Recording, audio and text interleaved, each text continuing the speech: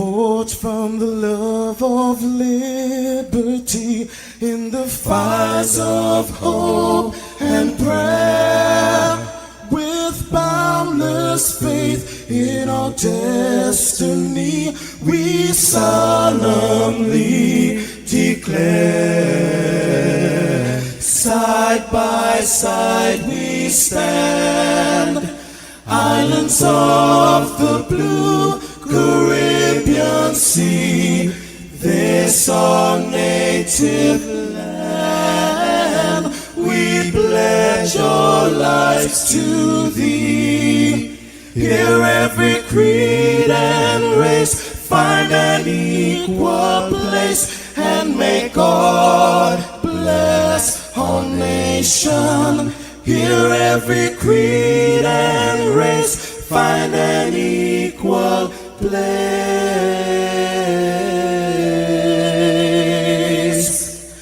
and may God bless our nation.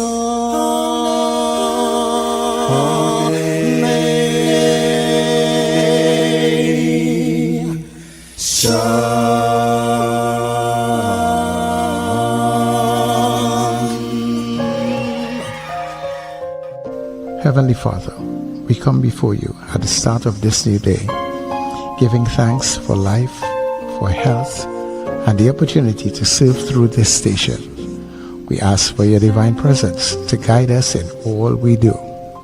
Bless this broadcast, that it may be a source of inspiration, joy, and unity to all who tune in. Whether near or far, may our words uplift, our music heal, and our message bring light to those who need it most. We pray for our listeners, wherever they may be. Grant them strength for the day ahead, peace in their hearts, and success in all they put their hands to. Cover those traveling with your protection, and those at home with your comfort and provision. Lord, may everything we do bring honor to you and be a blessing to others. Guide our steps, bless our efforts, and let this station be a vessel of positivity and hope. In your name we pray. Amen.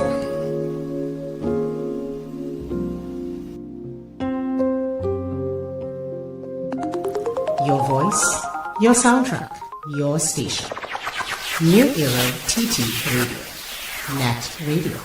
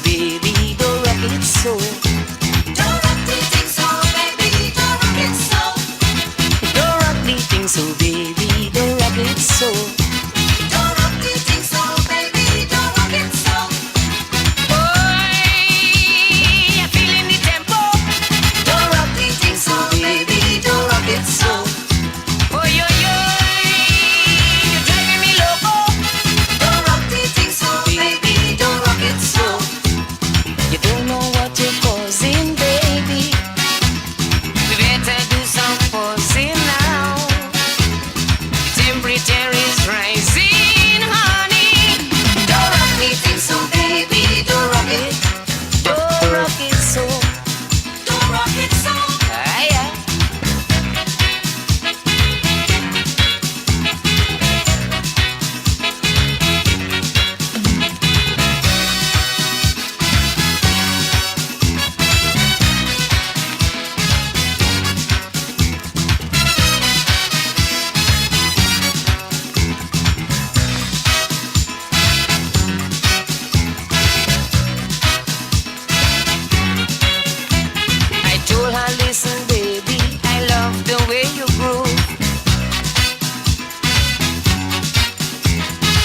making me feel happy every time you move.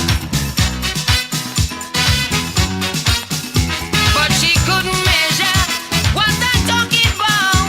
She was under pressure and she started to shout, oh Lord, don't rock it so baby, don't rock it so. Don't rock the thing so baby, don't rock it so. Don't rock the thing so baby, don't rock it so. Don't rock the thing so baby, don't rock it so. Boy, you're hitting me elbow. Don't rock the thing so baby, don't rock it so. Oh yo yo, as we listen me big toe. Don't rock the thing so baby, don't rock it so. I getting hot like fire, baby. I'm starting to perspire now. You are rousing my desire, honey.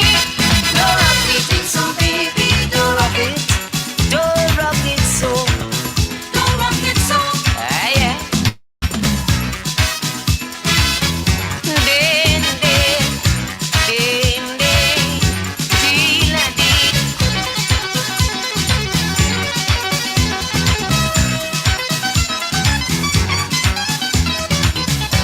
In a party with my baby. In a party with my baby. Aha. In a party with my baby.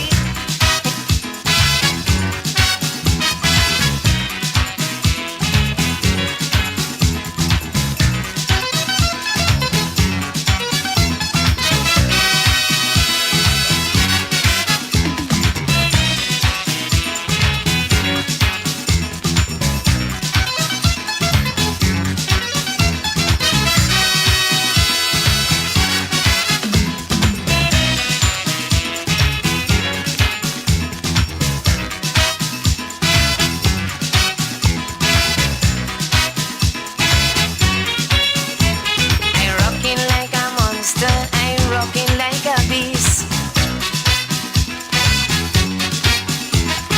Hour after hour, the rocking wouldn't cease. I rock up her front line, I rock down she leg. I was moving behind, if you hear she beg. Oh Lord, don't rock me thing so baby, don't rock it so. Don't rock me thing so baby, don't rock it so. Don't rock me thing so baby, don't rock it so. Don't rock me thing so baby, don't rock it so. Boy, I don't want to let go. Don't rock me thing so baby, don't rock it so. Oh yo yo, it's up for tomorrow. Don't rock me thing so baby, don't rock it so. Don't know what you're causing, baby. You better do some pausing now. Temperature is rising, honey. Don't rock the thing so baby, don't rock it. Don't rock it so.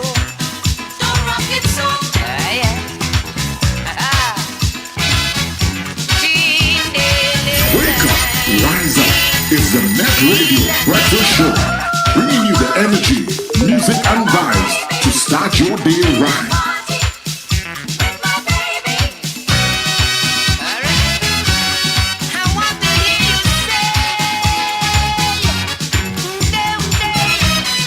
Yeah, want to hear you say, who there, who there? Who here, who here? Hey everybody, good morning to you. Yes, it's a beautiful, God bless morning. You can feel the vibration, you can feel the energy. Something is happening somewhere. Yeah, and guess what? You are part of all of that. You may not be aware of it, but you are part of all that's happening. So good morning to you. Good morning, Trinidad. Good morning to Tobago. Oh my God, I need to get to Tobago. I haven't been there for a little while. But good morning, Tobago. Good morning to our neighbors in the Caribbean, our friends who are streaming all around the globe and www.good.to. And of course, thank you so much for being here on NETT Radio, New Era TT Radio. We are the heartbeat of the Caribbean, doing all that we can to take you above and beyond. and we start to rock. Let me say much thanks to the Heavenly Father for bringing us together for another day. For the way I rock, All that we do, dear God, everything that we do, let it be a blessing unto you. jamming, and she start to fall. Sir Charles, that is me. Happy am I to be in this space, especially on this TBT, Throwback Thursday. Don't rock the thing so baby, don't rock I it. tell you, the week is going so fast. But we're happy to be here with you because this is your Get Up and Go. We welcome everybody. Hey, welcome to the Breakfast Show. Get up, it's the time to start the day. The breakfast show is here. We bring in the soca way. Yeah, yeah, yeah, yeah, yeah, yeah, yeah. Yeah, yeah, yeah, yeah, yeah, yeah. Wake up, it's a brand new dawn. The breakfast show got the vibes turned on. From Morocco's Bay to the Savannah line. Let's start the day in Caribbean prime. Good vibes rolling through the air. The breakfast show, energy everywhere. We talk, we laugh, we make you think. Grab your doubles or your morning drink.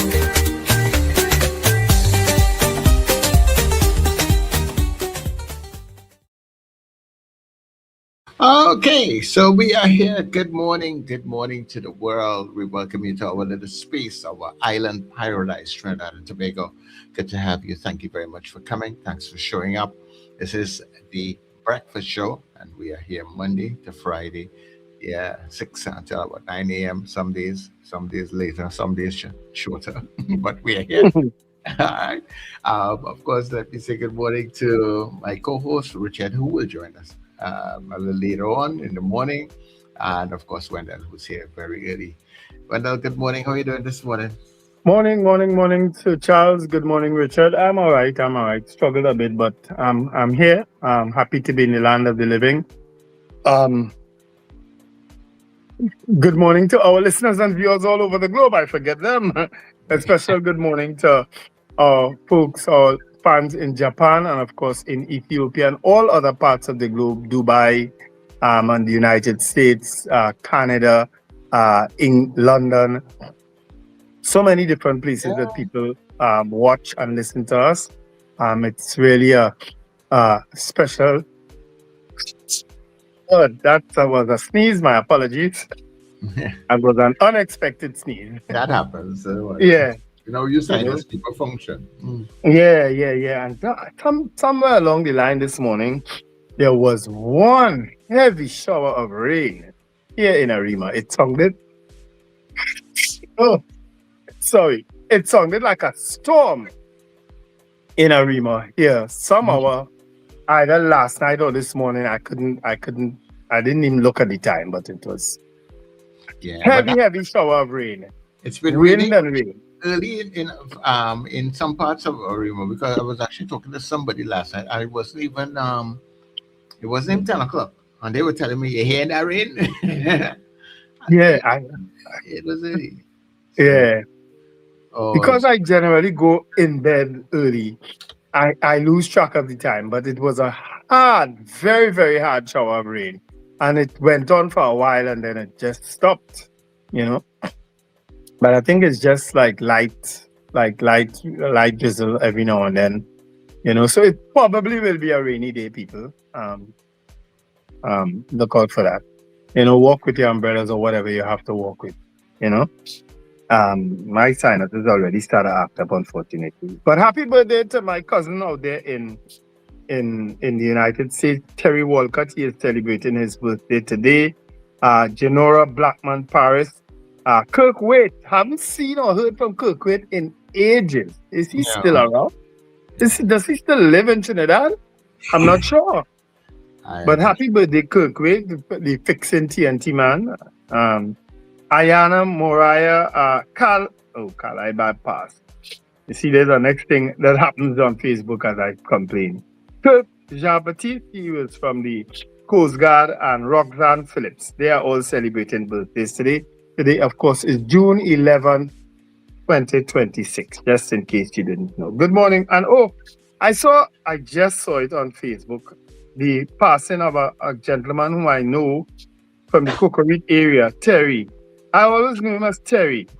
But he was a very, very pleasant gentleman. I saw that he had passed either late yesterday or sometime this morning. I just know him as Terry. I don't know his surname. But from the Cocorite area. I think he was part of Mud Players. It's 26 Celsius. So condolences to the family, the relatives of Terry in Cocorite area. All right? Yeah. Making all this noise in the background. Richard walked away from his Alexa again, and it went off. Anyway, so those are my greetings for the morning. Serious? Alexa, good morning. Oh, man.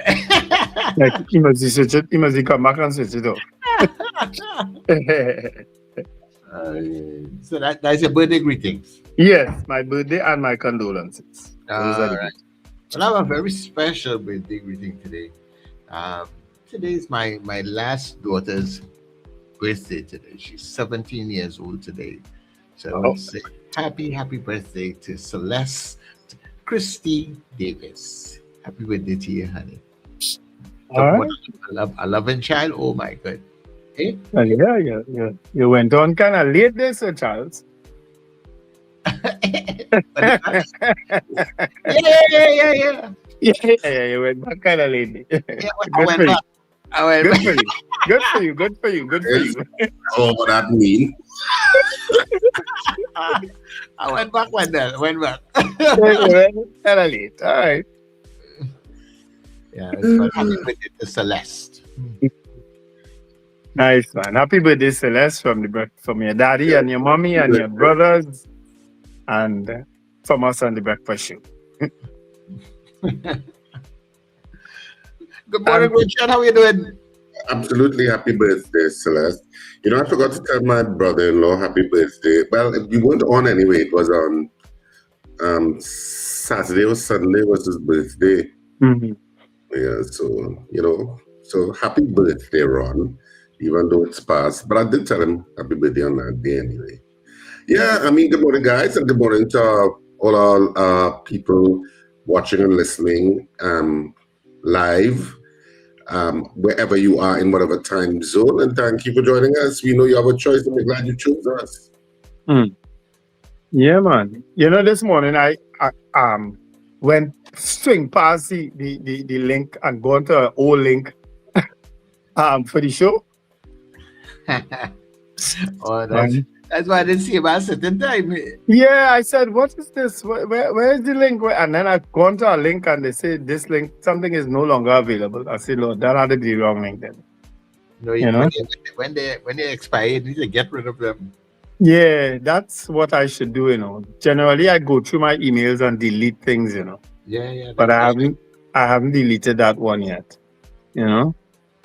I'm trying to do some things these days. I just because I changed device. I'm just trying to catch up with this. I'm not accustomed to it as well.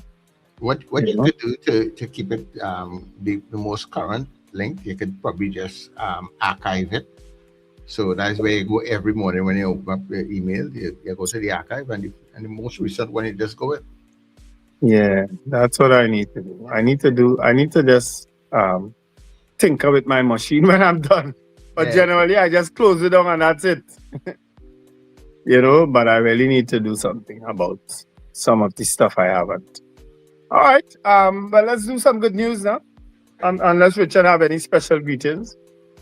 No, I don't have any special greetings today. You know, I had to think about it momentarily there. But no, I don't think I have any birthdays or anything today. All right, well, let's go, Sir Charles.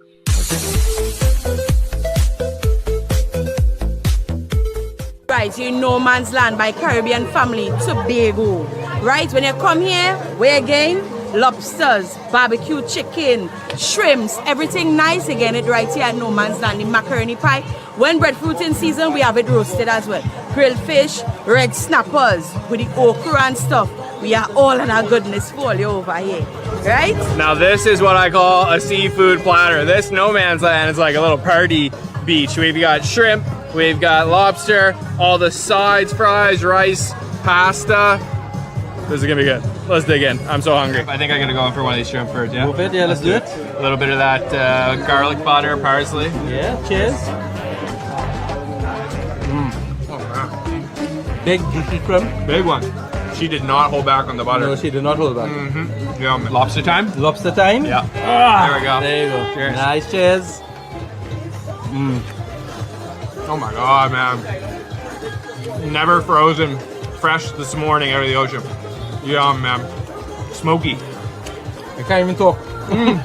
You know, when it's never been frozen, it's caught fresh, it always tastes significantly different, better, in my opinion. Good. Yes. That might be one of the best lobsters I've ever tasted. Let's take it over. Oh, she brought the garlic butter right over. Oh my god. Yes, please. Kick it up, kick it up. Okay.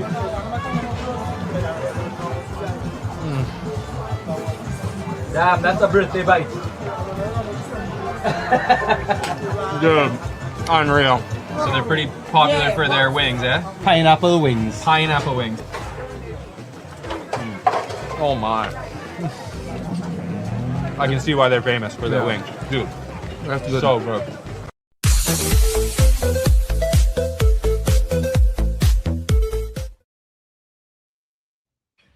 Well, well, you know, not food that I eat much. I'm not a big shrimp lover.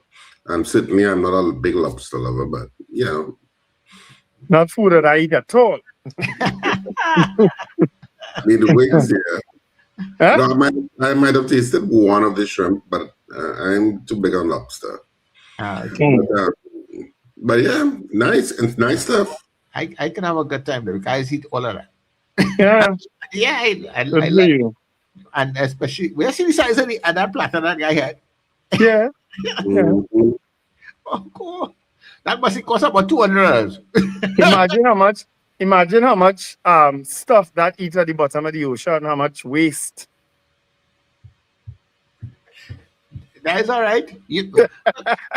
Look, you have a tree in your mango tree that only waste going into it every day. Yeah.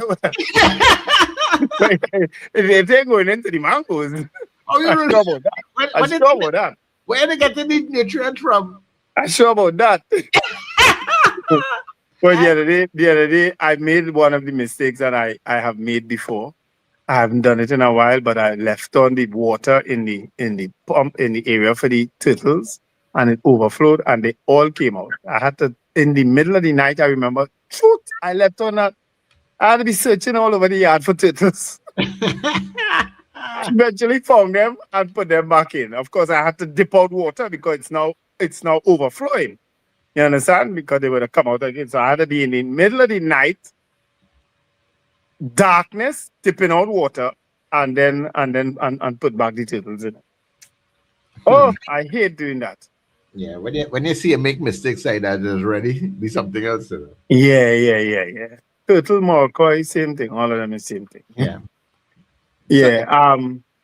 All right, so let's greet the folks in the chat now. We have lots of chatters this morning. Robert Allen came in at 12:01. Happy Throwback Thursday to the crew and all locked on. Kenny in Harlem. Richard, you want me waiting on you? Man, I was just at the bottom of the whole street. Yeah. Valerie Mendoza, good morning to the breakfast team. Margaret Thomas, Felix Kazo, Odell Guy, Ava Smith says, good morning. Blessed rise, Wendell, Richard, and Sir Charles. Beefy Smith from Goodwood in Tobago. Pamela O'Connor. Eunice Dublin. Anthony Bullard. Norris Ferguson. Marlon Motley, good morning. Morning, Marlon. Boy Bidesi from David, one of the safest place. Good morning, everyone. Shy Night 20 says, join me for coffee. Blessings to all. Apollonius, Michael Eastman, Victor Phillip, Anthony Tinto, who was reminiscing on cricket yesterday and said he feeling to just meet up with the guys and maybe play some cricket. I don't know. I know he anyway, let me leave him alone. Manuela Peters, Diane Payne. Diane says my husband's birthday is today. He listens every day with me. His name is Arthur Payne. All right, so happy birthday, Arthur Payne, from your darling wife, Diane. and from us on the breakfast show. That name sounds very familiar to me. I don't know why. Sorry, Yeah, both of you all spoke at the same time. Yeah, I'm just saying happy birthday, Arthur. There was a movie called Arthur, actually. Remember that? I think there was a movie called Arthur. With Dust. Yeah, Dustin with Hoffman, yeah. it's Dustin off. No, not Dustin Hoffman. Arthur. Yeah, he was a little rich person, right? Yeah. What was that actor name? He was short. Again, Yeah. a bit short. What's his name again? It's not Dustin Hoffman, but he looks like Dustin Hoffman. It's not Dustin. There's another one. You haven't heard from him. Maybe he's not. Maybe I don't know if he's alive anymore. Maybe I don't know. Danny DeVito? No, not Danny DeVito. Danny DeVito is cuss. This fella was, and he was an alcoholic. Was he an alcoholic in the picture, Richard? I can't remember. Arthur is such a movie from so long. And there was a song. There was a song about it. What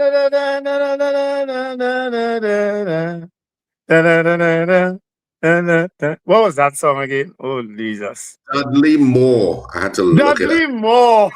That was his name. I'm putting it up for you guys. Dudley Moore. That was a great picture. Liz Minnelli and... Yes, Liza Minnelli. Yes, and Dudley Moore. Yes. John yes, that's... Gil Good. Gil Good. Yeah. Yes. That was a great movie. That movie was what? Was it the 80s or 90s? 80s? Could be the 80s. Could be the 80s. Yeah, I think Could be the 80s. Could be the 80s. Look at how Diane's husband Sparker. 1981. Some reminiscing. 1981. Wow. Yes, Dudley Moore. Yep. Where's Dudley today? Is he alive? I don't even know. I don't know. But he was one of those actors back in those days, eh? Yeah, he was. Mm-hmm. Yeah. Anyway, happy birthday, Arthur. You have a special birthday today. A conversation out of your name. Yeah. Brought back some memories. Sherwin and Juliet Kerr, Erica Charles says good morning. Sherwin says World Cup football starts today. Yes, it does. I think it's 9:30 p.m. tonight. Not so? I think it's that hour. Yeah, kick off 10 p.m. Yeah. Slick Bunny Grip says good morning. Marcia Rock out there in Orlando. Merle McComey, Prabha Ramdial, Joyce Phillips Subash from Woodland. Katian Charles says good morning. And to Arlene and Stephen, blessed morning, Arlene Lewis.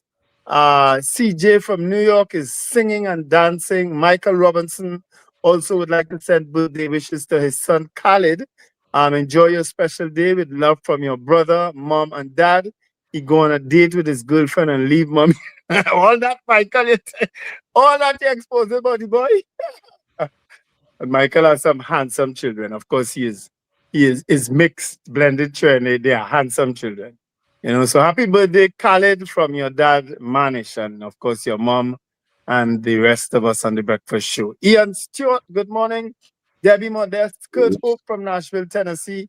Beautiful sunshine over the horizon. Lester Cragwell, Stephanie Santana, pleasant morning, Sir Charles, and all locked on. Morning from Mrs. R. Sankofa says bountiful graces and blessings. All right. Ingrid from Tucson, Arizona, Beauty Culture. Cheryl Maraj, good morning. Wendell, again, a special greeting, Cheryl. Morning. Stephanie Santana, watching from Queens, New York. Cheryl says, good morning, everyone. It's a rainy day, isn't it? It is indeed. I think you're in Arima too, not so, Cheryl. David McCarthy, top of the day. Sankofa said that was awesome rain. I don't want to get off my bed. Yeah, rain is so wonderful. It was hard rain, I tell you. David McCarthy, today is a good soup day. Anne Noel, good morning to the breakfast crew from Oshawa, Ontario. Beauty Culture said, yes, it will do my plants well. Robert Taylor, good morning. Michael Robinson also sends condolences to Robert Greenidge, one of the greatest steel pan pioneers in the world. His legacy will live on. And that's coming from Manish from Yokohama, Japan. Trinidad Margot, good morning. Mrs. R, my breath of fresh air. Margarita Chow, good morning to the breakfast crew. Tobago, no return from there. Okay. Sankofa feeling to have lunch now. I hope they paid her or something. That's the seafood. Yeah. All right. Chris Tusa says, Grand Rising, guys. Downtown DC begins its locking down in preparation for the UFC fight at the White House on Sunday. President Trump birthday. Okay. Alistair Hart, good morning. We have a new gang in town.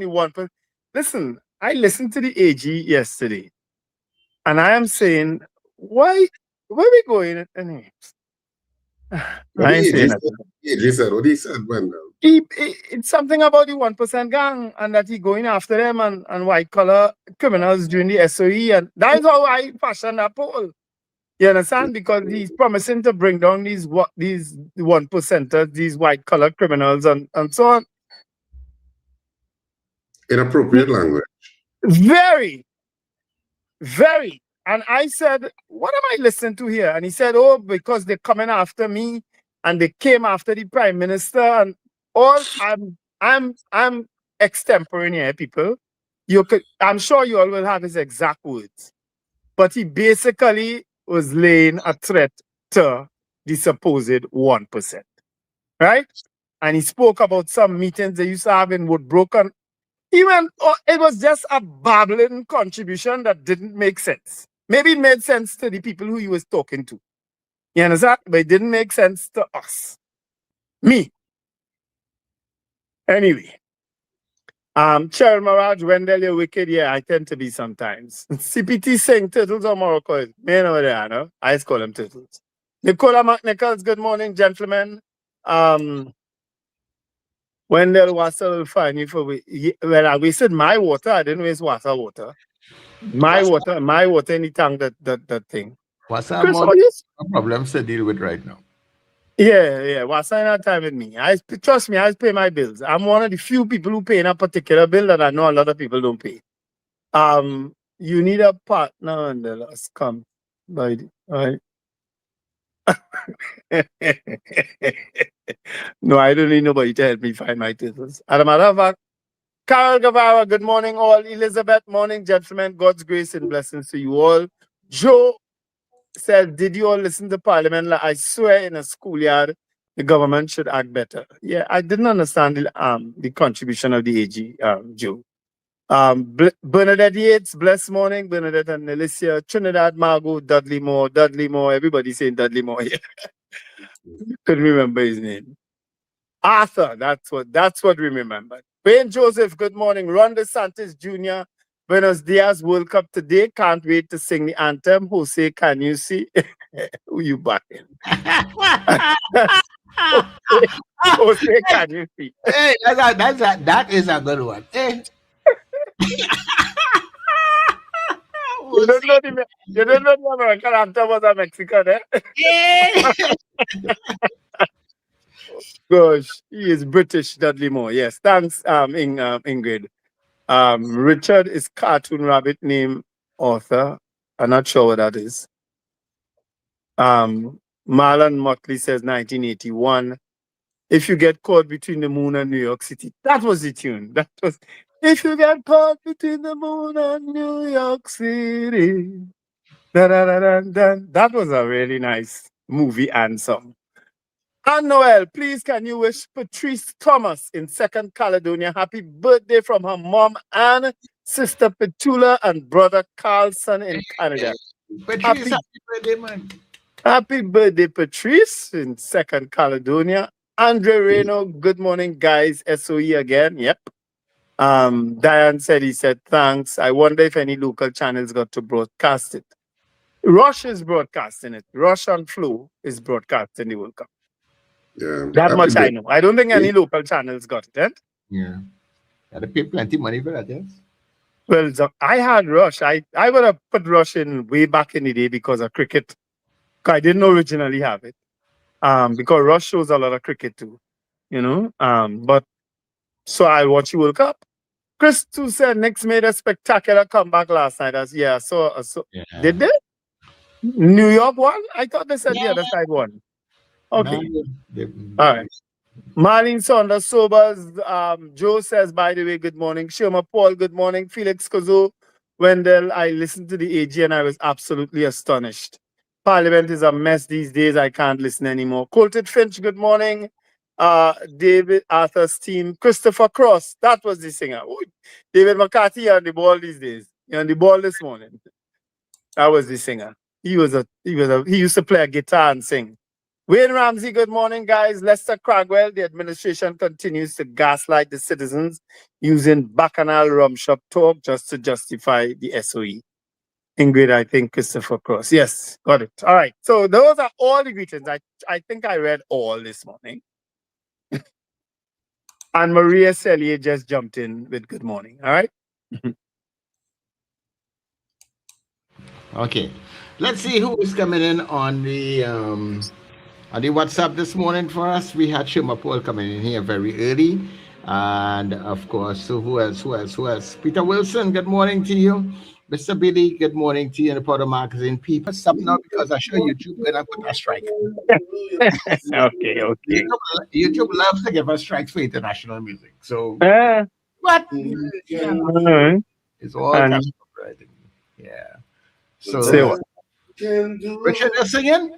Yeah, he's singing. Is he in his bathroom? That's what I said. Alexa, where's Richard?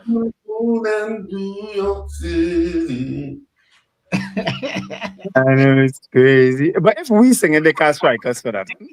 They can actually. They can't. If we sing it, oh go.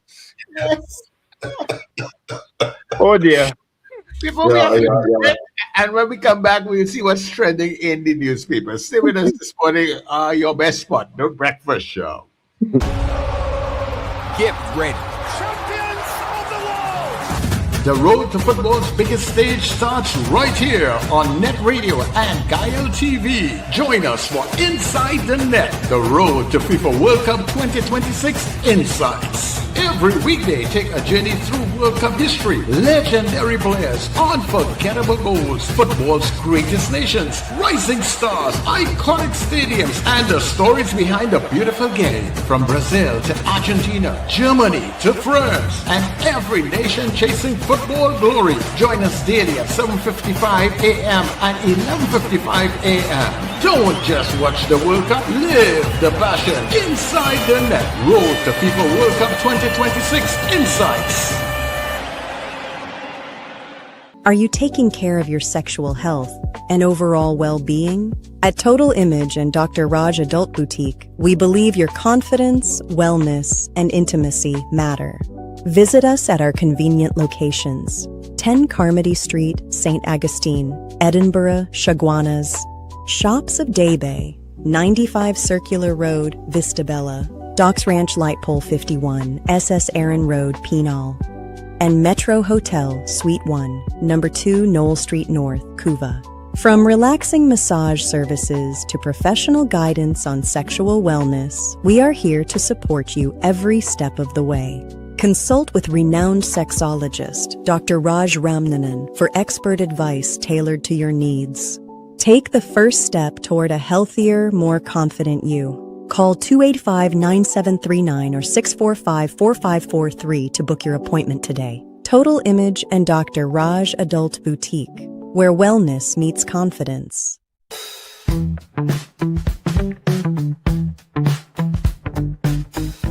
S&H Rum Box, 137 Western Main Road, St. James, for all your retail and wholesale needs for alcohol and non-alcoholic beverages. Call us at 686-0599 or visit us at 137 Western Main Road, St. James. S&H Rum Box, drinking out of the box. Trinidad and Tobago, get ready!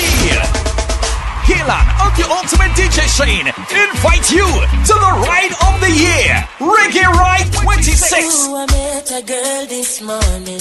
She was love at first sight. On Saturday, June 27th, on board the Harbour Master, represent your colors, with a touch of gold, green, red, and white, featuring DJ Damien, Ever Slick, DJ Junior, Gaylan, and the ultimate DJ Shane. Morning 11 p.m. and sailing at 12 midnight sharp. Tickets are only $250 and are available at all Agat's Nuts House locations, City Furniture stores nationwide, and online at islandetickets.com. Call or WhatsApp 333-7601 for more information and tickets. Walk with your coolers. No oversized coolers and no glass bottles allowed. The Reggae Ride 26 is proudly sponsored by Agat's Nuts House, City Furniture, Tocopia Hotel and Lounge, Cricket Lab Academy, Cafe Barista, Endura Malt, NFM, Rio's Waxing Parlor, and Langston Roach Industries. One boat, one vibe, one love. The Reggae Ride 26.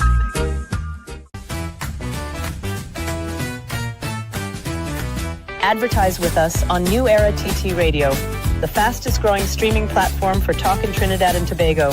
Audio and video ads welcome. Elevate your brand with us. Connect with us at newerattradio@yahoo.com or call us at 299-5156. Now what are you waiting for?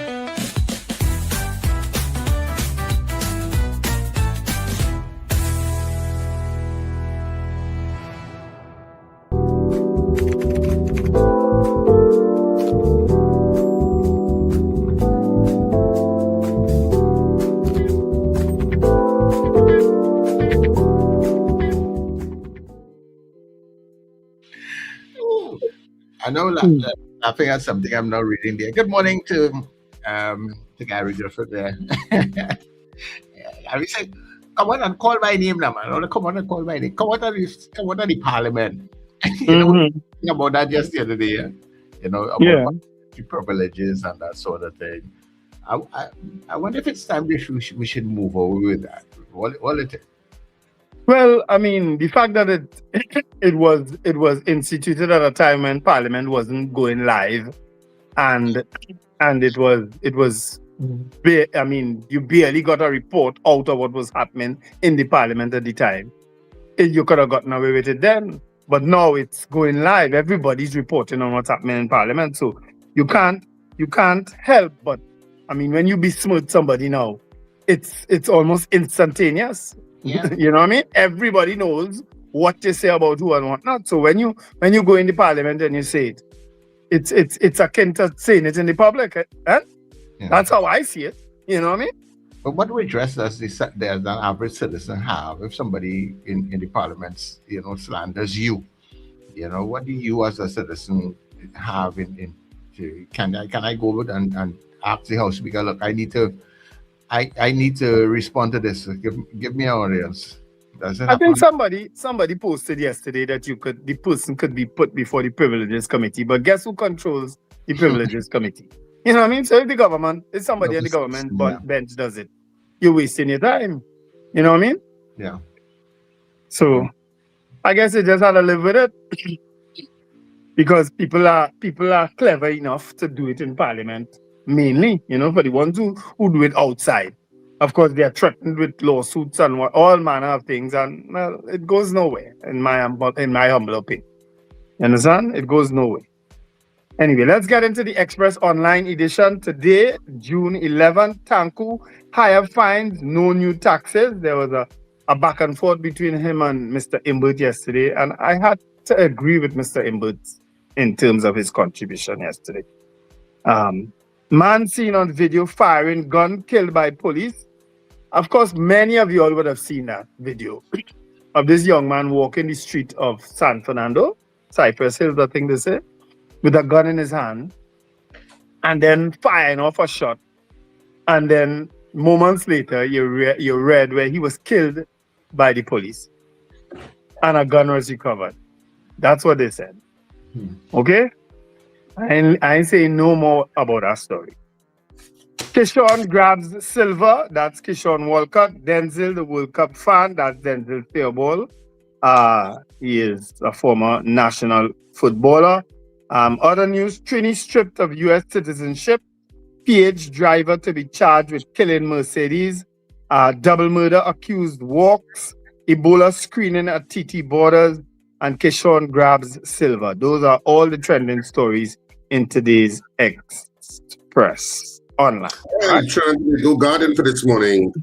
Big fish beware. AG threatens to lock up white-collar criminals while maintaining that the UNC has a better record of reducing crime than the People's National Movement. Gonzalez rejects government's SOE extension. Defense wants workable anti-crime plan. Munilal, data tells us UNC on right path with SOE extension. Well, that's all kind of justification excuses. Timber finance bill punishes poor small businesses. A big fish beware. Asset levy drives down Scotiabank's 6-month profit. Answer Merchant gets new head of Treasury Foreign Exchange. Singapore expanding in TNT, and CSO working on poverty measurement index. FIU warns against impersonators.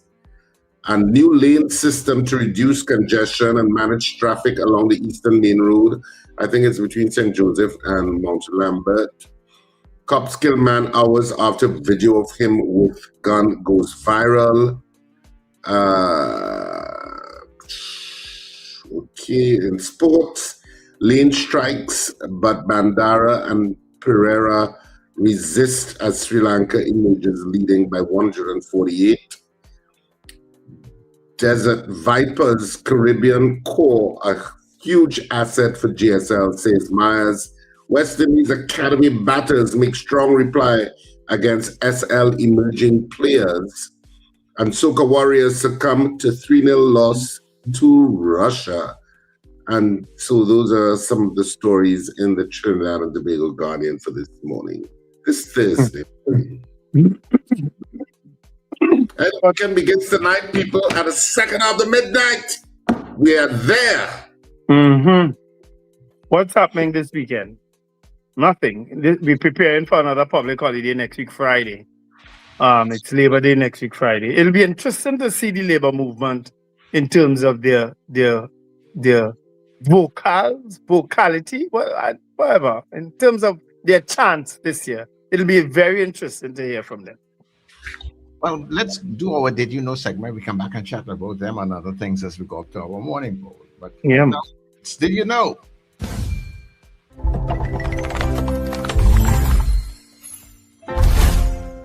This little girl changed life as you know it today, and most people have no idea who she is.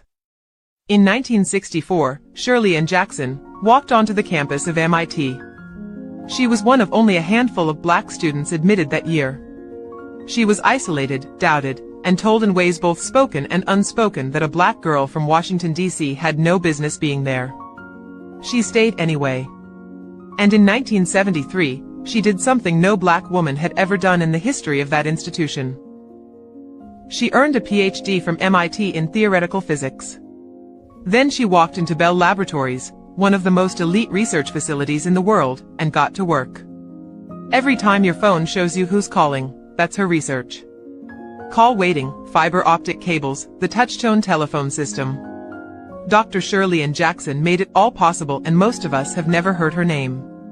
In 2016, President Obama awarded her the National Medal of Science, the highest honor in American science. Dr. Shirley Ann Jackson didn't just break barriers, she built the tools the world runs on and deserves her flowers. Follow the Glow Hub, where we protect the narrative of those who changed the world and never got the credit they deserved.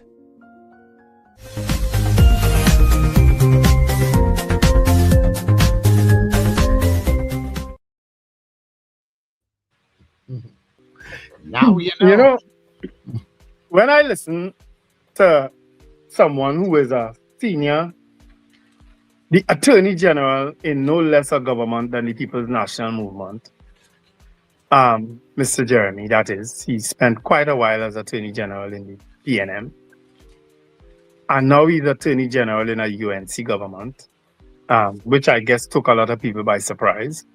Nothing wrong with switching allegiances or so on, you know what I mean?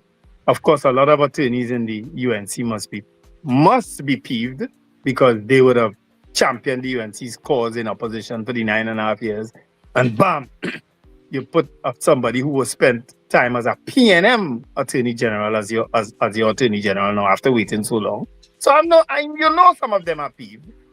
But when you hear him say that the UNC has a better track record in crime, in fighting crime, than the PNM, you wonder, well, but you were the Attorney General in the PNM. Weren't you the person who was going after this one and going after that one and things during that PNM stint? That's why you see me and politics, I really need to stay far from it. The hypocrisy of it. Because some people they forget the past, like they forget in the past. Maybe as the Attorney General, he didn't get no support. What? So Charles, I don't know. All right, let me ask, because you're going to answer. Because you clearly don't remember John Jeremy as a PNM Attorney General. No, I don't. You don't? Oh, okay. I don't remember. Well, then zip it. You ask a question, so I just answer. I answered it rhetorically because people must remember his stint as Attorney General in the PNM. Dr. Munira and them ain't gonna forget. But the Pandey family ain't gonna forget. Huh? Plenty of people ain't gonna forget. And then he sits there now and calls out the 1%. What is 1%? Explain to me what is 1%. Who's the 1% here? It is sickening now. The politics is sickening. First beginning, you came and said, what a rocket launcher, and you averted a rocket launcher from hitting the parliament. No evidence of it. And now you're coming now with this story about... All right, I'm done. I'm done. I'm done. All right. People, we can take your calls to 811315299515. I just wanted to give a sense of what the AG would have said yesterday for those who wouldn't have seen it and who are listening to the conversation but are not aware of the actual context. Let me read a little bit of what he said according to one of the newspapers this morning. The government will be going after white-collar criminals and those who facilitate organized crime. That was the warning from Attorney General John Jeremy yesterday as he defended the government's proposal to extend the state of emergency by 3 months. Jeremy said, of course, a lot of this is part of the excuse of extending the state of emergency. Jeremy said law enforcement efforts cannot be limited to blue-collar gang members alone, as authorities must also target those who enable and profit from criminal activity. Oh, fine. During the debate in Parliament last night, Jeremy said the government's focus will now extend to gangs, including those who describe themselves in percentages, such as the 1%. I don't think there's any person in any group that describes themselves, as a gang member being a part of the 1%. But let's go on. He's using words in a particular way. So Jeremy said an infraction of the law by the powerful and the 1% is no different from an infraction of the law by the poor and black youths in Morva and Laventille. So, if you're just saying that the wealthy will be held accountable if they breach the crime just as any other demographic, that's fine. We've been calling for that. That's fine. Yes. Yeah, but we are here speaking to action taken by our allies in the north. We are not here. We have no control over that. What we do have control over is what our law enforcement tells us about some of the activities of these persons. The time when they receive the keys to the city and license to mash up the place, that time is over. I don't know what exactly he means there, but anyway. The keys to the city and license. Is that what he said? Yeah. He stressed that such protection no longer exists for some people, as authorities would act against anyone found to be involved in illegal activity. To those persons, these are quotes, right? To those persons among us who consider that their wealth allows them guarantees from prosecution and from the attention of law enforcement bodies, we say those days are behind us. If you behave as gang members do, you shall be treated in exactly the same way that blue-collar gang members are. If your designation happens to be within the 1%, it happens to be 6, 7, or 8 Tetron weights. Jeremy also said government is prepared to deal with the consequences that follow. He said, if you target me, as I expect you will, or my prime minister, as you have, hiding behind the newspapers you control, if, as our intelligence suggests, you have in contemplation more and direct action, the indignity of the cells at Tetron awaits. Whatever my personal consequences, whatever the consequences are for the Prime Minister, I think it may be too much for them to chew all of us. We are prepared for that. The government will not be deterred in its drive against gang-related crime and gang-related activity. Given the gains that we have achieved with the state of emergency, I seek the extension of the state of emergency. So all of this is kind of like hyperbolic language to a certain degree. Some of it, I mean, is fine, but some of it is hyperbolic in terms of trying to, the sum total of that entire statement by the Attorney General is to justify the extension of the state of emergency, which of course is coming under more and more increasing pushback from citizens across all demographics and institutions across all the demographics. So there's pushback, and they must be getting some vocal pushback too from some of their supporters, I assume, who'll be telling them why are they doing that, why are they doing X or Y or Z, or maybe even the cabinet itself. I don't know. I don't know how much they can push back if you're not in the inner circle of the Prime Minister. You know, so a lot of this is justification for that. And so it's kind of hyperbolic saying you hide behind the newspapers and all of that. Anytime you target media, which seems to be a threat against media, indirect, is what he's suggesting there. It never ends well because media always will have a voice. You know, journalists will always have a voice, and the fourth estate is protected by the Constitution. But you know, so politicians being antagonistic to the media is never productive. It's never productive. And that section I find is the most concerning of what he says. Not that they're angry with the media, you know, but it seems to be embedded in a sort of statement that reeks of vengeance. And vengeance is never an appropriate strategy for a democratically elected government. It always alienates more and more people than who you target. Yeah. Yeah, and again, this is coming from an Attorney General who spent years as an Attorney General in the same opposition who he is targeting. You understand? So it's just crazy politics. Now, if this was a brand new Attorney General, somebody, one of the bright UNC attorneys who came up and saying that, I might be cool with it. No, I'm not saying that is politics. But John Jeremy saying these things? Oh, come on, man. I looked at it on TV and I'm watching the Prime Minister sitting next to him and looking at him, and she looked like, well, what are you really saying about? You know, what are you saying?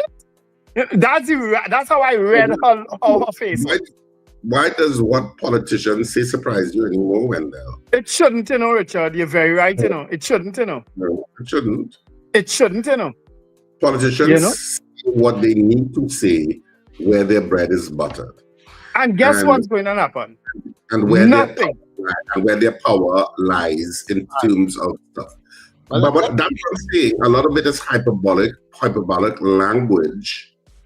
And I mean, something he says is valid, that you need to go after white-collar criminals. I don't think anybody denies that. So Nobody can argue with that. Yeah. I think a lot of what he said there is pretty valid. But when he gets into the hyperbolic kind of language and the particular constant references, to certain groups, it becomes, to me, language that you're using to try now and justify why the state of emergency is being extended. So you're using all of this kind of language now to justify. And that they're coming after me as they came after the Prime Minister. What do you mean by that? Let's see if we can at least get one or two calls before we go to the news. Yeah, we can do that. Caller, good morning. Good morning. You know, long calling waiting to get in. Go ahead, Mr. Grant. Yeah, I listened to the Attorney General, but nothing surprising with that fella. He look like he's sick. You saw he talking. Don't go personal. Don't go personal. Don't go down that road now. Stick to the contribution. That is cool. Right? Yeah. I watching them what he get going on, and Dr. Williams always say they will take PNM people to the PNM.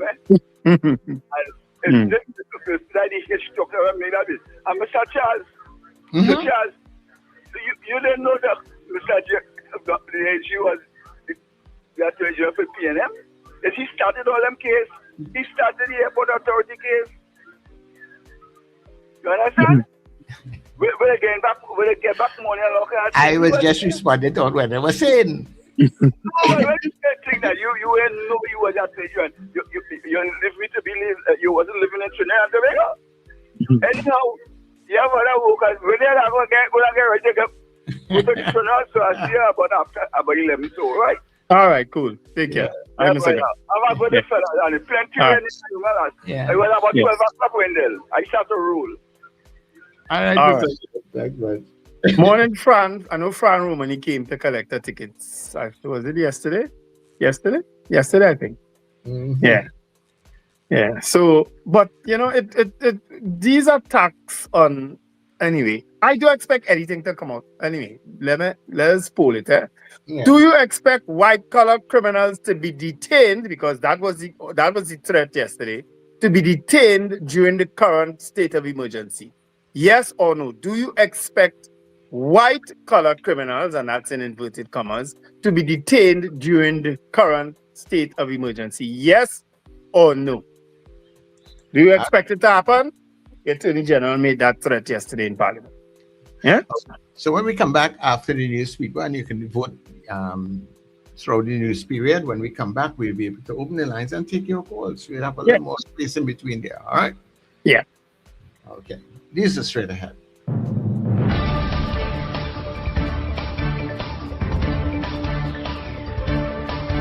The news you need, the clarity you deserve.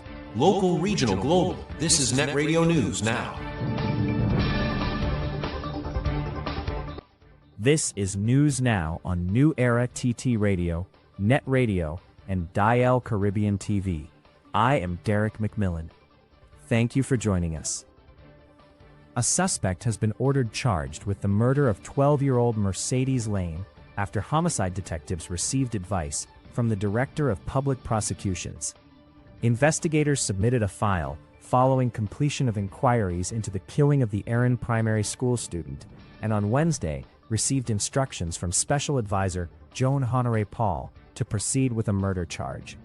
The suspect of Beach Road, Palo Seco, is expected to be formally charged and to appear before a Master of the High Court on Thursday. Mercedes was reported missing on Saturday after she failed to arrive home after being placed in a taxi by a relative. Her body was discovered the next day in a secluded area off Carapal Road, about 10 minutes from her home on Los Cerros Beach Road. A post-mortem examination concluded that she was beaten to death. Prime Minister Kamla Prasad Bisesar says her government is strengthening measures to protect vulnerable children through greater coordination among key state agencies. Speaking in Parliament, Prasad Bisesar said the Children's Authority, Police Service, and the Ministries of Education, Health and Social Development are working more closely to identify at-risk children earlier and provide support more effectively. She said efforts are also underway to improve child protection systems, strengthen case management, and enhance information sharing among agencies. The Prime Minister added that frontline capacity within child welfare and family support services is being increased to help prevent problems before they become crises. Health Minister Dr. Lakram Bodo says strict border controls have been implemented as Trinidad and Tobago responds to an Ebola outbreak in parts of Africa. Speaking in Parliament, Bodo urged citizens to avoid travel to the Democratic Republic of the Congo, Uganda, and South Sudan. He said travelers arriving from those countries will undergo enhanced health screening and mandatory 21-day monitoring, with isolation or quarantine measures applied where necessary. The minister also advised citizens to stay informed, reconsider travel to affected regions, and seek medical attention immediately if they develop symptoms linked to Ebola. Vendors at the Chaguanas market are calling on local government minister Khadija Amin to urgently address long-standing issues at the facility following heavy rainfall that left sections of the market flooded over the weekend. Vendors say leaking roofs, inadequate bathroom facilities, and limited access to running water continue to affect business and customer comfort. While they praised the Chaguanas Borough Corporation for quickly repairing some of the guttering, they say major problems remain unresolved. Some vendors also raised concerns about the allocation of vending spaces and the placement of a recently installed food booth, which they claim has negatively affected visibility. WASA says thousands of customers in Taba Keith and surrounding communities were affected after thieves stole electrical wiring from the booster station, forcing the facility to shut down.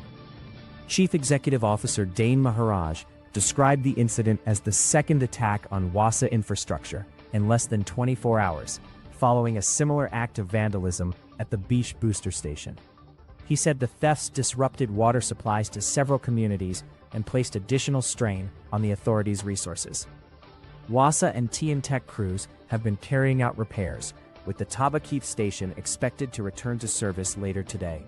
Maharaj is urging the public to report suspicious activity around water facilities as police investigate the incidents.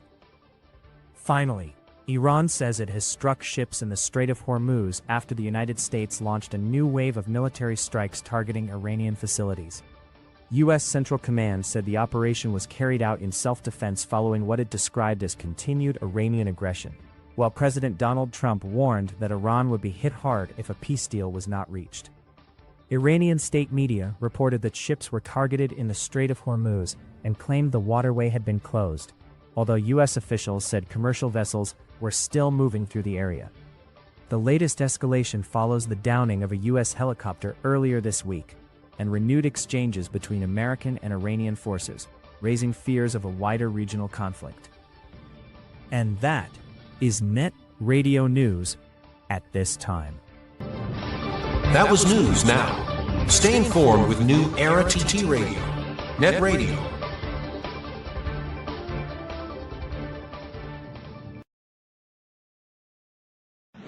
Your mid-morning just got better. Join Sir Charles for the mid-morning mix and mingle, where good music, real talk, health, and family matters come together, and your voice is heard. Whether you're at work, on the go, or just taking a break, this is the perfect mix to keep you engaged, informed, and entertained. The mid-morning mix and mingle, weekdays, 9 a.m. to 12 noon on New Era TT Radio, NETT Radio. Morning vibes, fresh energy. This is the NETT Radio Breakfast Show.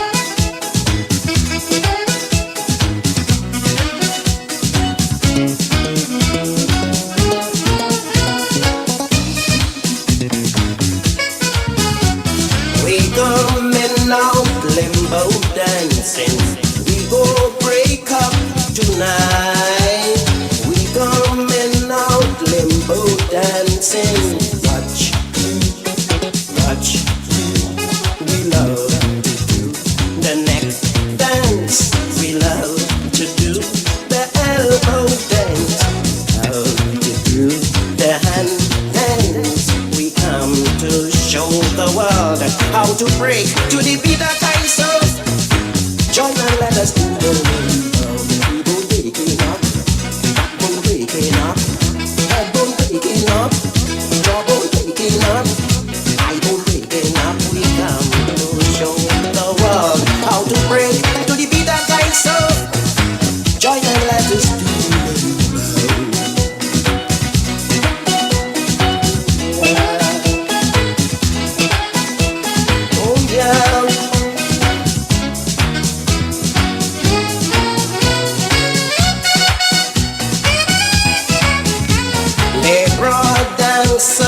from London, they said they were hard as stone. The dancers they brought to compete against me had to watch we and admire we.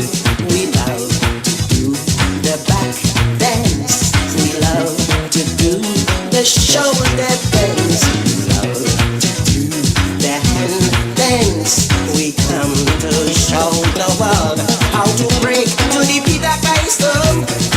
Join and let us do the bone waking up, backbone waking up, neckbone waking up, jawbone waking up, handbone waking up. We come to show the world how to break to the beat that I stole.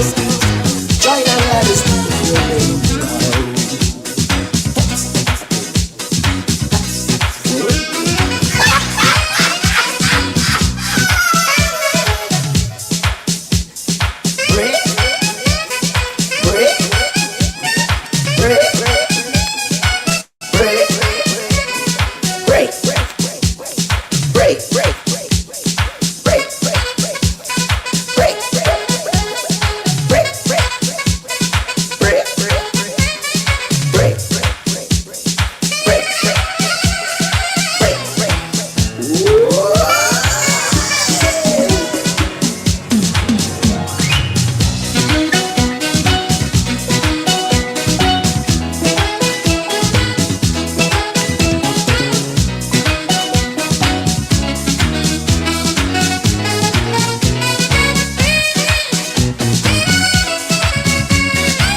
Trinidad and Tobago and the rest of the Caribbean. When coming to Calypso, we just break slow, just so. We love to do the back dance. We love to do the shoulder dance. We love to do the neck dance. We come to show the world how to break to the beat that I saw. Join and let us do the people waking up, backbone waking up, neckbone waking up, jawbone waking up, eyebone waking up. Come to show the world how to break to the beat that I saw. Join and let us do the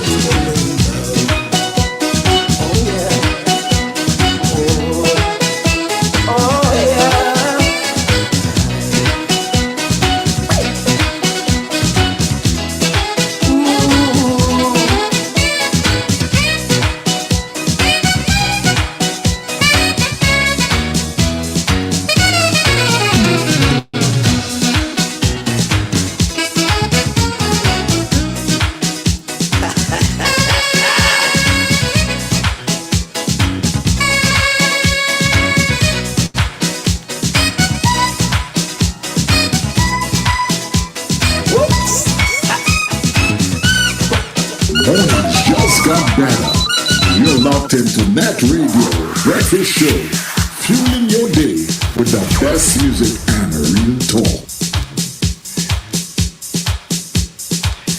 All right, everybody, and of course, welcome inside the second hour of the Breakfast Show. Yeah.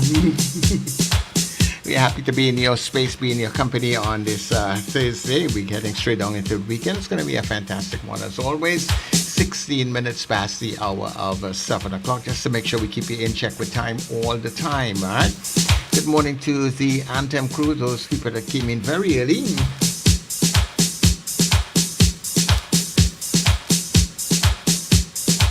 And all the people that came in along the way, thank you so much for making us your choice this morning or every morning. You know, we really appreciate that. All right. Good morning to the folks in Gaia Caribbean TV also. Thank you so much for being here. And a little house cleaning for you, just to let you know that that when we come off of the TV feed and of course the social media platforms as they get closer to 9 o'clock, you can come across to netradiott.com. That's netradiott.com, and that way you'll be able to listen to all our excellent programming throughout the day.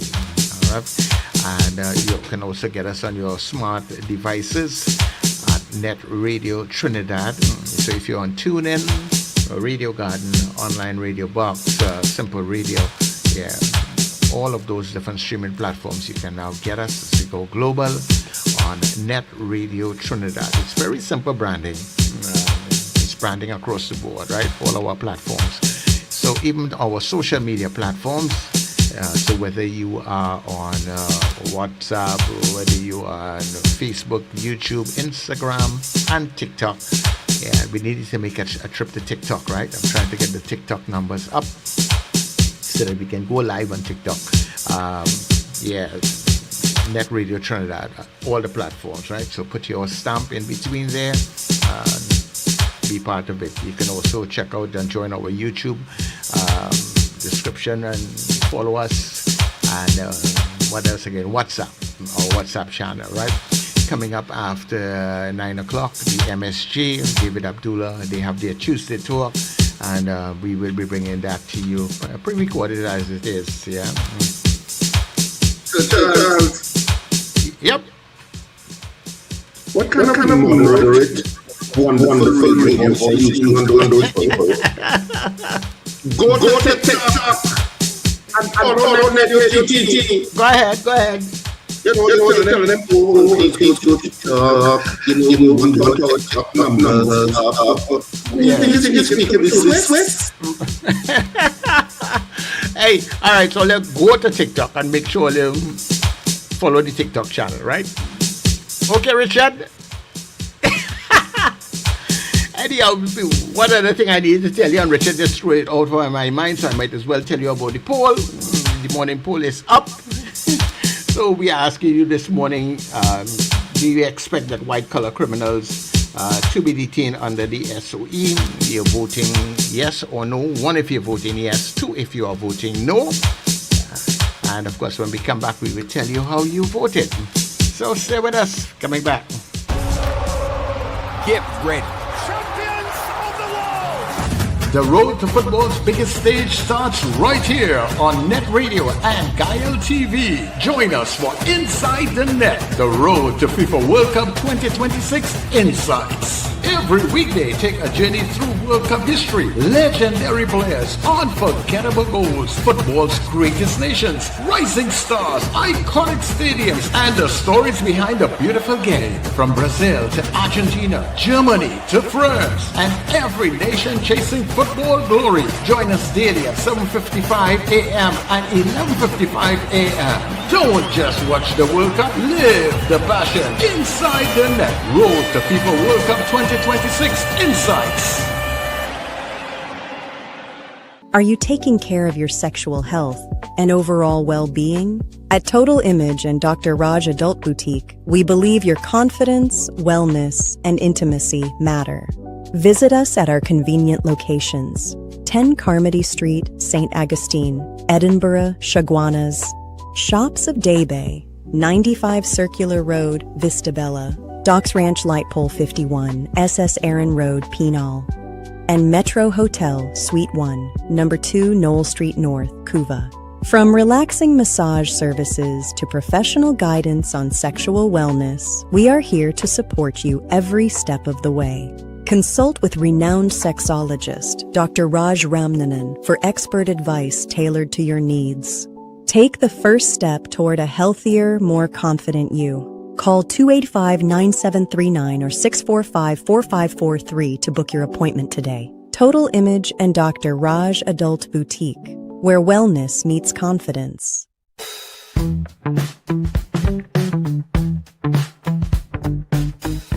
S&H Rumbox, 137 Western Main Road, St. James, for all your retail and wholesale needs for alcohol and non-alcoholic beverages.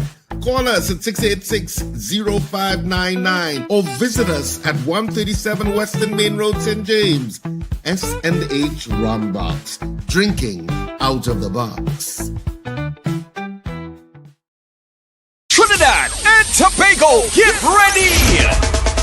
Kalan of the Ultimate DJ Shane invite you to the Ride of the Year, Reggae Ride 26. I met a girl this morning.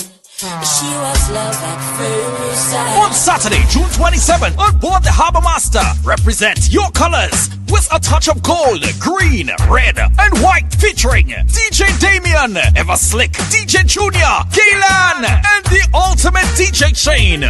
Boarding 11 p.m. and sailing at 12 midnight sharp. Tickets are only $250 and are available at all Agats Nuts House locations, City Furniture stores nationwide, and online at islandetickets.com. Call or WhatsApp 333-7601 for more information and tickets. Walk with your coolers. No oversized coolers and no glass bottles allowed. The Reggae Ride 26 is proudly sponsored by Agats Nuts House, City Furniture, Tocopia Hotel and Lounge, Cricket Lab Academy, Cafe Barista, Endura Malt, NFM, Rios Waxing Parlor, and Langston Roach Industries. One boat, one vibe, one love.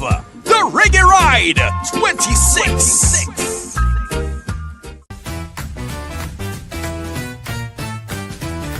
Advertise with us on New Era TT Radio, the fastest growing streaming platform for talk in Trinidad and Tobago. Audio and video ads welcome. Elevate your brand with us. Connect with us at newerattradio@yahoo.com or call us at 299-5156. Now what are you waiting for?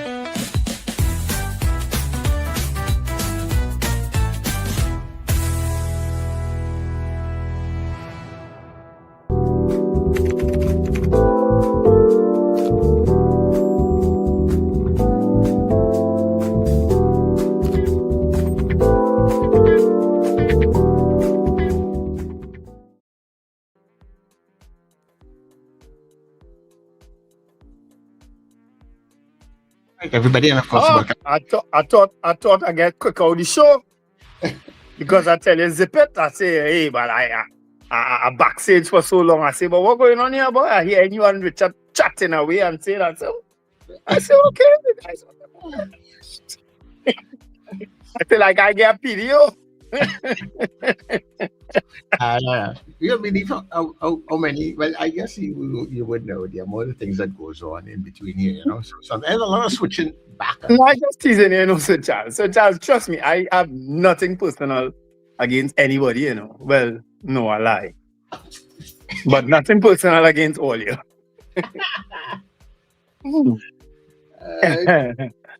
No, but lots of votes on this. I wish I could have actually read out all these votes. We have plenty votes on this matter. Yeah. But I wonder, where Richard? I wanted to go down a rabbit hole with Richard.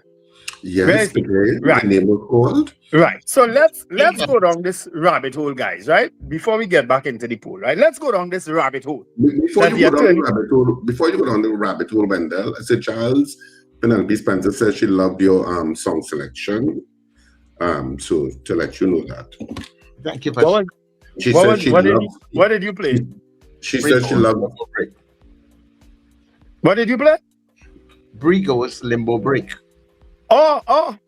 But she was doing that on America Dance, not so?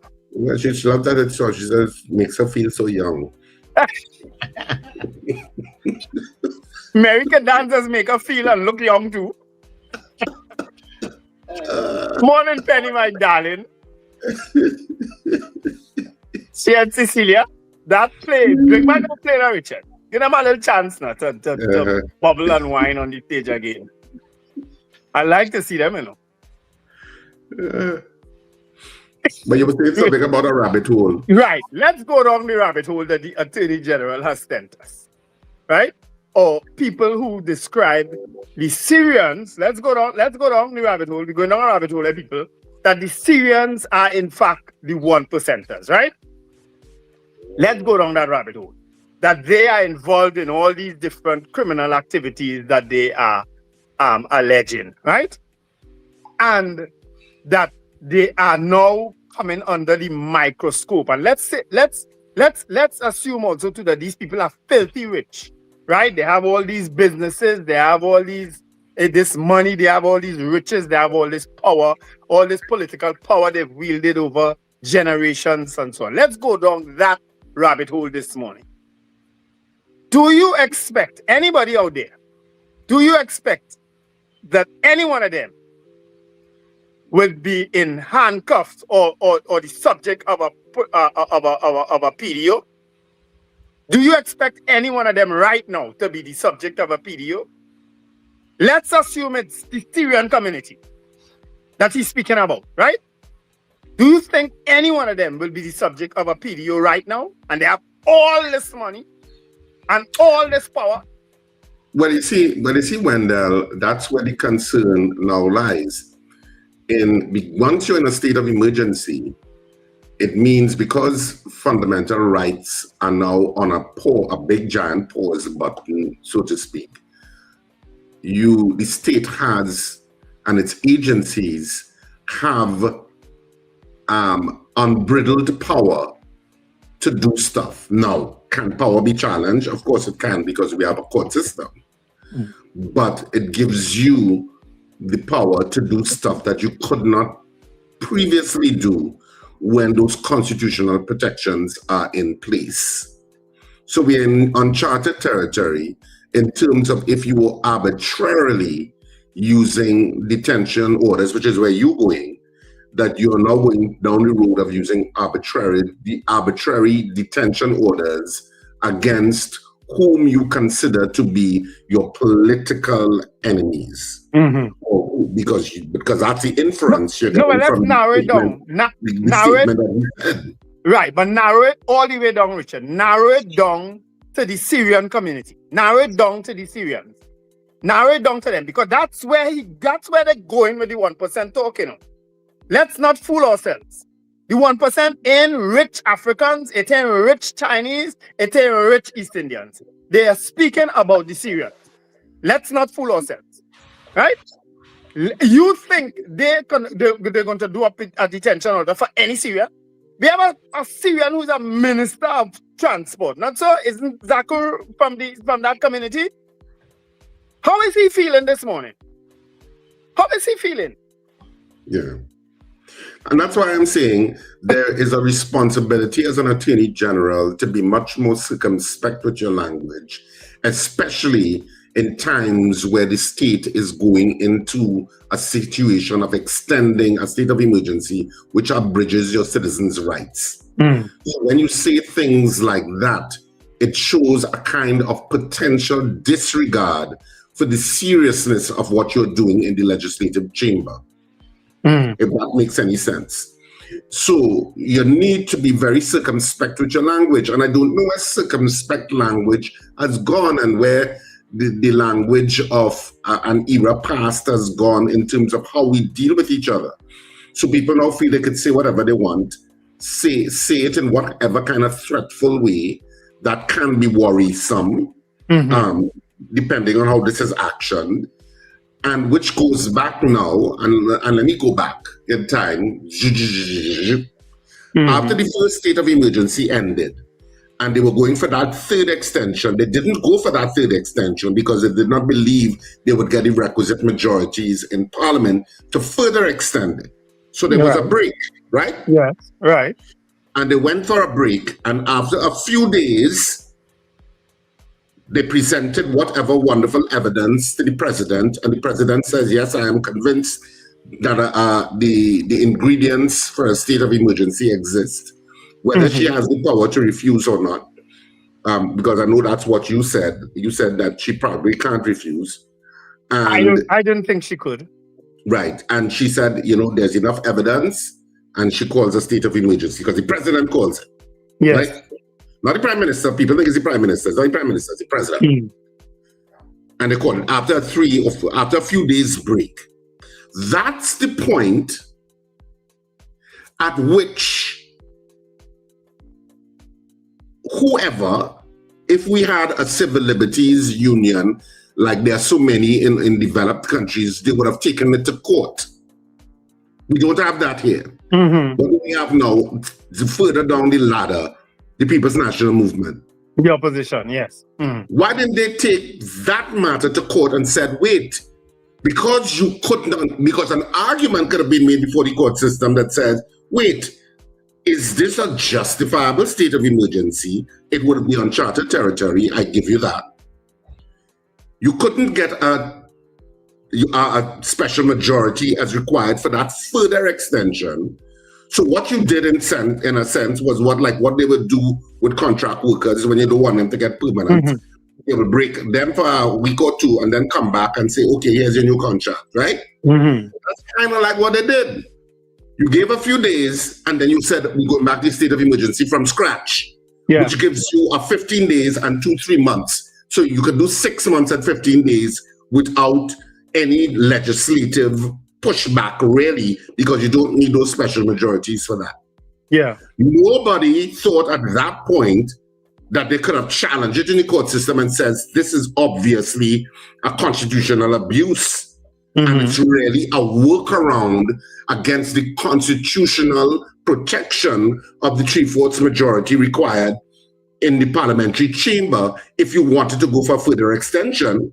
Yeah. That they're trying to do a workaround, and that's not what the Constitution envisioned, and that you are now manipulating the Constitution towards a certain end. Yeah. Nobody thought of challenging it at that point. Richard, stick up in there, because didn't Mr. Scotland, senior counsel, hinted at that point in time? Didn't Larry Lala hint at that point in time? But you see, the PNM, but hinting is not action. Right. And so I heard Marvin Gonzalez, I think, saying recently, or what, I don't know who said it. Somebody in the opposition saying, extra 3 months now, they're going to challenge it. Yes. This now is much more difficult to challenge. And Richard, I answered that question already too, Since when the UNC first called a state of emergency. Because the PNM inadvisedly did it at the last moment of their reign, 9.5 years later, at the very end of their tenure, they did it. The UNC have free rein to do what they want now. The PNM can't tell them nothing, because guess what? After all what happened for 9.5 years, all they didn't do anything. At the very end of all their reign, December 31st, no less, all year's day, all you call a state of emergency. So in other words, all you signal already to the people, to the population, that all you had no control over crime, and we're going down this road, we're going to try this, and then call an election during that time too, lost, so all you can't tell us nothing now. Right, well, okay, you're talking about moral authority to complain at this point. Mm-hmm. Mm-hmm. So politicians don't operate on any moral authority. Okay, maybe the PNM does. No, they don't. Okay, so moral authority is not an argument for politicians or political institutions. The issue then is who creates the pushback, and I'm not saying that the government may not win in court, that they can't do what they did. But sometimes pushback is necessary from a legal perspective to say, look, where are the lines drawn? That's how cases develop. That's how constitutional rigor is developed in terms of a society as it evolves. And there was nobody willing to do it. True. But maybe after yesterday. So it becomes unfettered. It's like, for example, if you go to the US, when President Trump and the Republican Party it does anything, introduces new laws, like, for example, green card people have to go outside of the country, there's a battery of lawyers and institutions that immediately take it to court, because they understand that you have to take things to court to understand where the lines are. Yeah. We allow a kind of unfettered arrangement, and we have the courts where you can take to challenge it. You may lose. I'm not saying you're going to win, but at least we know where the lines are. Yeah. Anyway, folks, we're taking some calls on on our poll, do you expect white-collar criminals to be detained during the current SOE? You would have voted yes, 1 for yes and 2 for no. All right, we had lots of votes, I have to tell you, on the chat this morning. Thank you so much for taking the time out to vote on our poll. But we can take your calls now if you wish. If you voted no, that you don't expect, which is what most people voted. I think I only saw 2s. But if you voted yes, you expect white-collar criminals to be detained. Let's hear from you, all right? You can call now, you know, because I'm tired. Trinidad is tiring. I keep saying that, but maybe I'm tiring now too. Maybe people say, "Oh God, when they're tiring, saying the same thing every morning." Maybe you're also saying that, but that's okay. Well, good morning to you. Richard, good morning, everybody in the studio. Morning. Richard, let me what you just said there into the local layman's language. The PNM / the opposition has failed to defend this country the way it should. Now we're trying to say that diplomatic way. That's all. Yeah, is that question you're asking him? Well, Lincoln, hear what that I understand that you can't answer that question, Richard. Don't worry. But I hear what you're saying, and I hear what you didn't say as well, too. And I appreciate you saying it. Right? I had a senior once in the work, and I was in the work. One of the things he always used to encourage us young soldiers to do was test the system. And I will call his name because I really respect him for that. He taught me well. He always used to say, sorry, man, that was his name. Always used to say, test the system. The system is there to be tested. And the UNC government is testing the system, and the opposition / the PNM is failing to defend the system or challenge it to say, well, hey, you cannot do this, you cannot do that. So as far as I'm concerned, the PNM government isn't worthy of being opposition or getting back in government because they're failing us. But to answer your poll question, you're absolutely right, Wendell. And you're not going to see a Syrian in handcuff in any detention order. Or if you do, trust me. You see what happened in the last election? That they called Mr. Manning down to the west. The election was called. It will happen faster than that. It will happen faster than that. Let them say this to Syrian in this country. Let them chop in. She said, remember what she said? We are the smallest in the community, but we are the most powerful. Mm-hmm. You remember that? Let them play chopping. They would lost the election so fast, guys. You wouldn't believe. Okay, no problem. Thanks very much. Yeah. 28113152995156. You can get it on the show now. You know, you can share your thoughts. This place tweet too bad, yes. Alistair Hart asks, where is Ravi Balgobin guy who took the PNM to court? Yeah, he took the PNM to court on many matters. But didn't he switch to the PNM at the last minute there too? I think he did, you know. I think he had also switched, you know, Alistair. But somebody could correct me if I'm wrong. But not one white-collar criminal will be detained. Not one. I ain't betting my life on it, but I'll bet my next plane ticket. Good morning to you. Front and center, no for Front and center. Via Florida. Morning. I voted no because the pot can call the kettle black. And until we mature as a society or as a people, realizing that it's madness, doing the same thing over and over and expecting a different results, then I'm sorry. We have to realize that they have both failed us in all aspects, but especially so when it comes to crime. And Wendell, you should think about what you say. If you cannot not just take control, but cannot clean up or at least have effective police service, then your country really, really gone. So gone. So I voted that way. Mm-hmm. Okay. Gone. We have lost control of the TTPS. We have lost since the last government days. They lost government because of the actions, mostly because of the actions of the TTPS. And this government is going down the same road. They have no control over the TTPS, especially the rogue element, and they put a Minister of Homeland Security who came from the bowels of the TTPS. What do they expect? Let me tell you something. This government, you feel less stupid. They recognize the power of that particular community, which is why they have a minister, a senior cabinet minister as one of them.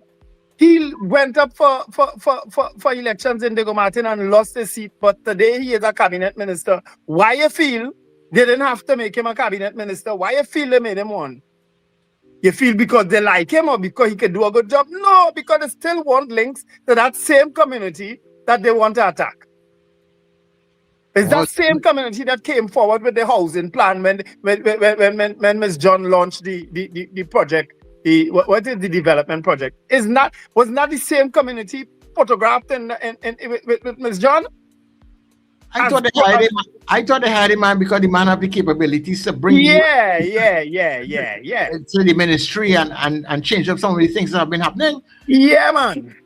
Yeah. Nice. Good morning, caller. Good morning, Charles.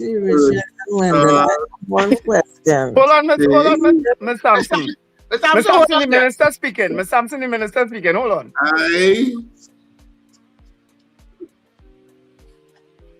I don't and you have what Charles meant. Minister, you done? It is. Ms. Thompson, go ahead. Ms. Thompson, good morning. Oh, yes. Good morning. I have one question. Is the independence on or not? We can't answer that. Yeah.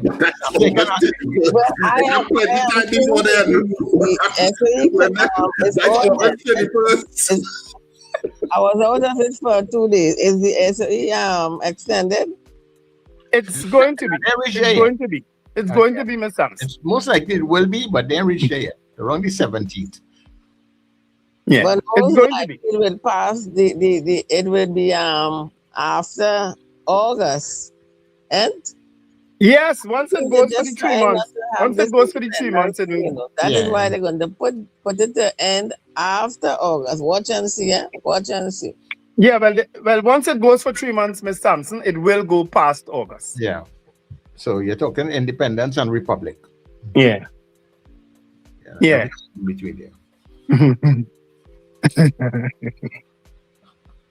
Okay, well, I'll do utopia now. Let me lighten up the mood now. It might expire. This 3 month might expire just before Republic Day. June or July, August. Yeah, you're right. It will expire just before Republic Day. Just before. You're very right. Yeah. And by then, they might break and come back before Republic Day still too, eh? Well, you did it before, you could do it again. Yeah. Precedence has been set. It's 20. Karen, local government elections still have a whole other year. I mean, it could call it early, but they still have a year and a bit still for local elections. Yeah. Morning, Karen. Long time I didn't hear from you. Morning, caller. Good morning, Sir Charles, Richard, and Wendell. Morning. Good morning, Zina. The question you asked, my answer was no. And let me tell you why. They're looking to lock up no criminals, white-collar criminals. They're locking up people who pushing back towards them. All these bloggers who pushing the code and who cussing them up now and who want to talk about the business, that is who they're holding to shut up them out. That is all. They're picking up people who have a damn red sent many of them to look for no bail. And who there are no bail under PDO, you know. You understand? They're jumping on the low fence. So they ain't going nowhere there. That's all I have to say. I watching what's going on. Okay, low fence. They're jumping on. That is it. Yeah, but that fence they're jumping on there yesterday, that's a high fence. Eh? That one ain't low, eh? That issue of the so-called 1%, that is not a low fence, eh? That is a very high fence. And as a man said recently, we can't just build the fence, we had to put up gates first. Is that what he said? I think that's what he said while he was walking away, because he don't stand up to talk to nobody again. Eh? He's just be walking and talking. Right? Yeah. Well, I can close off the poll. They can generically call us now. Yeah. Well, it's 100% said no. Do you expect white-collar criminals to be detained under the current SOE? 100% said no, based on that poll on our online poll. All right, 100% said no. Yeah, and it went that way across all the platforms. So the WhatsApp and also the WhatsApp channel. So that just goes to show how high that fence is. I wish them luck. But guess what? I will bet my next plane ticket. I can't bet nothing else. That ain't happening. You understand? Yeah. All right. So we continue to take your calls now on all of the other issues that you would like to talk about. You can give us a call now. All right. Yeah. Good morning to you, caller. Morning, Charles. Morning, Good morning, Wendell. Morning. A beautiful, rainy day. Really nice. It's really nice outside. So, I don't know where to start. First of all, that government ministers have and opposition have, I think it's time we get rid of that, I think so. Anyway, the Attorney General said yesterday that they went after the Prime Minister and they're coming after him. Oh, did we hear any attack on the Prime Minister? So the so-called 1% meaning, they're going after the Guardian Media Group, of course, because it's always Guardian. The Guardian asking questions. What's this guy named Prakash? Always. Akash Samaru. Akash. When they are questioning the Prime Minister. So is that they call an attack when you're asking questions and they don't want to answer? Is that an attack? So, Mr. AG, when you say that you're coming for them like the gangs, if they're behaving like the gangs, and you have a place down Tetron waiting for them, like all I want to use down there real bad. Is it that we're going to see after this last thing going to end, this SOE that's going to end next week, and the new one going to start a couple days after? Is it that we're going to see PDOs writing up left, right, and center? Is it that because you don't need a warrant? And Richard, is that correct? You don't need a warrant with an SOE? No, so all those young men and some women who have been detained under this current SOE with PDOs, is it because they want to prove themselves that they're going to sign up PDOs for the so-called 1%? So Charles, if you could remember, since you were in the last station, I keep saying this 1% thing that people call in, that this, and this UNC really use it more often than anybody else. This 1% people, and we know it's the Syrians, and they're responsible for thousands of workers' employment in this country. So, you're raising a very valid point there, because if the 1% is targeting the Lebanese and Syrian community in Trinidad and Tobago, if that's what he means by it, then a lot of the major conglomerates and a lot of the largest businesses in the country are financed, are owned by that demographic.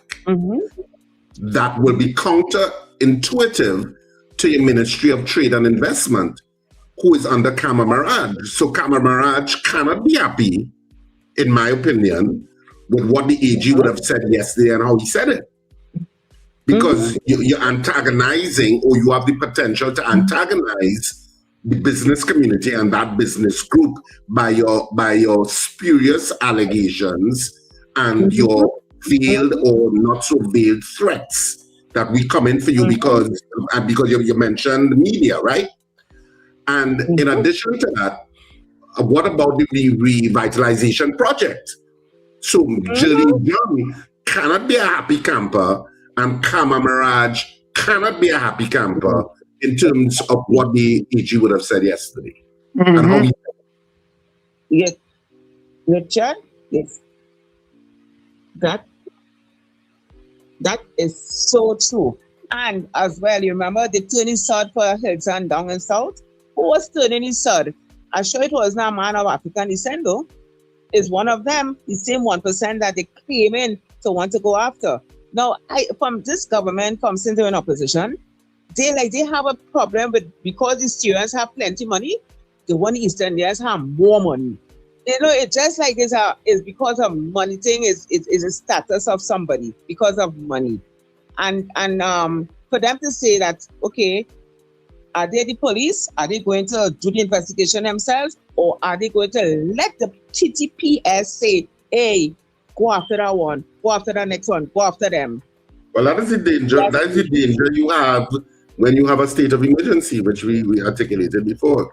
If you go down the road of being vengeful when fundamental rights are abridged, you're laying the roadmap for a very negative sort of control of the country, because you're going in territory that Trinidad and Tobago, but I can't say we've never been there, but you're going down in an area of high concern for a lot of citizens in the country, especially if you're attempting to target a particular group. And that's why I'm saying it's counterintuitive, it's counterproductive, because if it's that group you're targeting, and I hate the 1% categorization, I hate it. I find it's not helpful.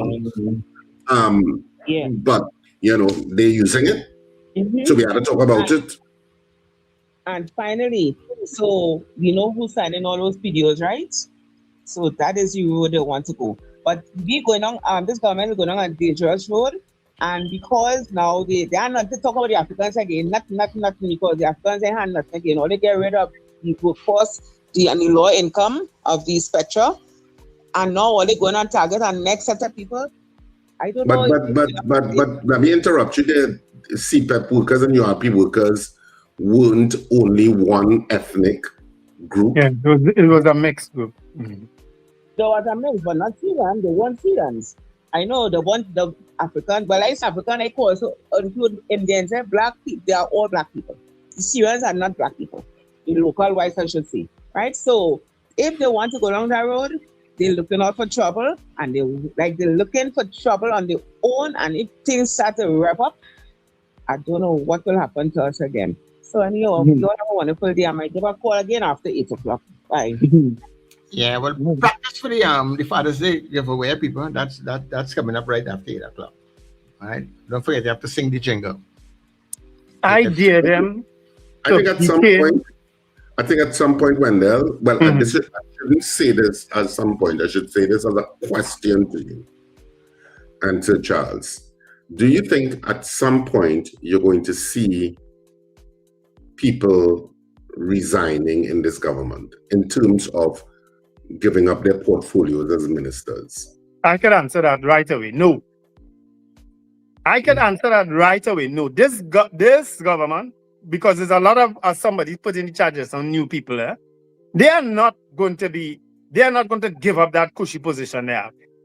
If we can have people like, and you know the three who are talking about, they're in the Senate.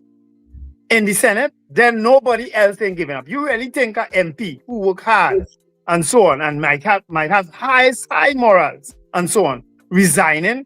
You really think somebody like Dr. Sorak Singh will resign? No, they're not going to resign. Nobody's going to resign, and nobody's going to be fired either. I don't think we will see a shift in portfolios. I don't think we'll see that either. They are determined I think at some point the Prime Minister will reshuffle. Well, if somebody, God forbid, expire, yes, but I don't see it happening otherwise.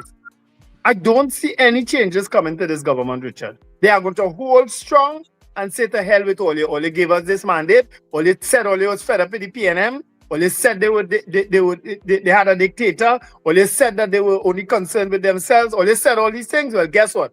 We are going to rule. We are going to rule the way we think fit. End of story. That's it. I don't see any changes happening. We're going to rule. That your statement, we are going to rule how we see fit, is the answer to any political party that takes power when they're... No, some people listen. That's what they do. Richard, how they feel, right? Richard, I went through a whole spiel yesterday about the PNM. What did it do? Consult. Think. Talk. Everything else but act. This government ain't doing that. This government ain't doing that. At that point. Yeah, this government ain't doing that. They're taking decisions, and that's it. Yeah, they're more action oriented, yes, than the PNM. Yeah. They may about talking too much at all. You understand? If they want to get rid of you, they're going to get rid of you. You could take them to court. Go to court. Yeah, well. What about if what the Attorney General said? I don't get the feeling that is something that he would just come out and say in isolation. That would have had to probably been discussed at a cabinet level. Only he and the Prime Minister may have discussed that. Yeah. You don't have to discuss that with nobody. People will say all kind of things in Parliament. Mm-hmm. You're talking about some sort of intellectual rigor there? That is what you're talking about? Some sort of intellectual rigor and debate and discussion? No, that has happened. No, I'm talking about going into the Parliament and putting out something on behalf of the government. I would suppose that the AG, the Prime Minister, members of Cabinet would have had, some sort of meeting on those things before they just... He's talking in furtherance of the extension of the state of emergency, but he's giving his own particular spin on it. Yeah. That's what he's doing. Don't get their permission to say that? I don't know. I feel that there has to be some sort of discussion about it. I don't think the Attorney General would just say that on his own. Like that. So you think? I don't think so. Let me ask this question. Let me paint this scenario then. I'm painting scenarios this morning. So you think that there was a caucus of the cabinet, and they all sat around the table, including Minister Zakur, Minister John, Jolene John, all these people who had a direct connection to that particular community, because Jolene John ran the establishment for years successfully. She's a very successful manager.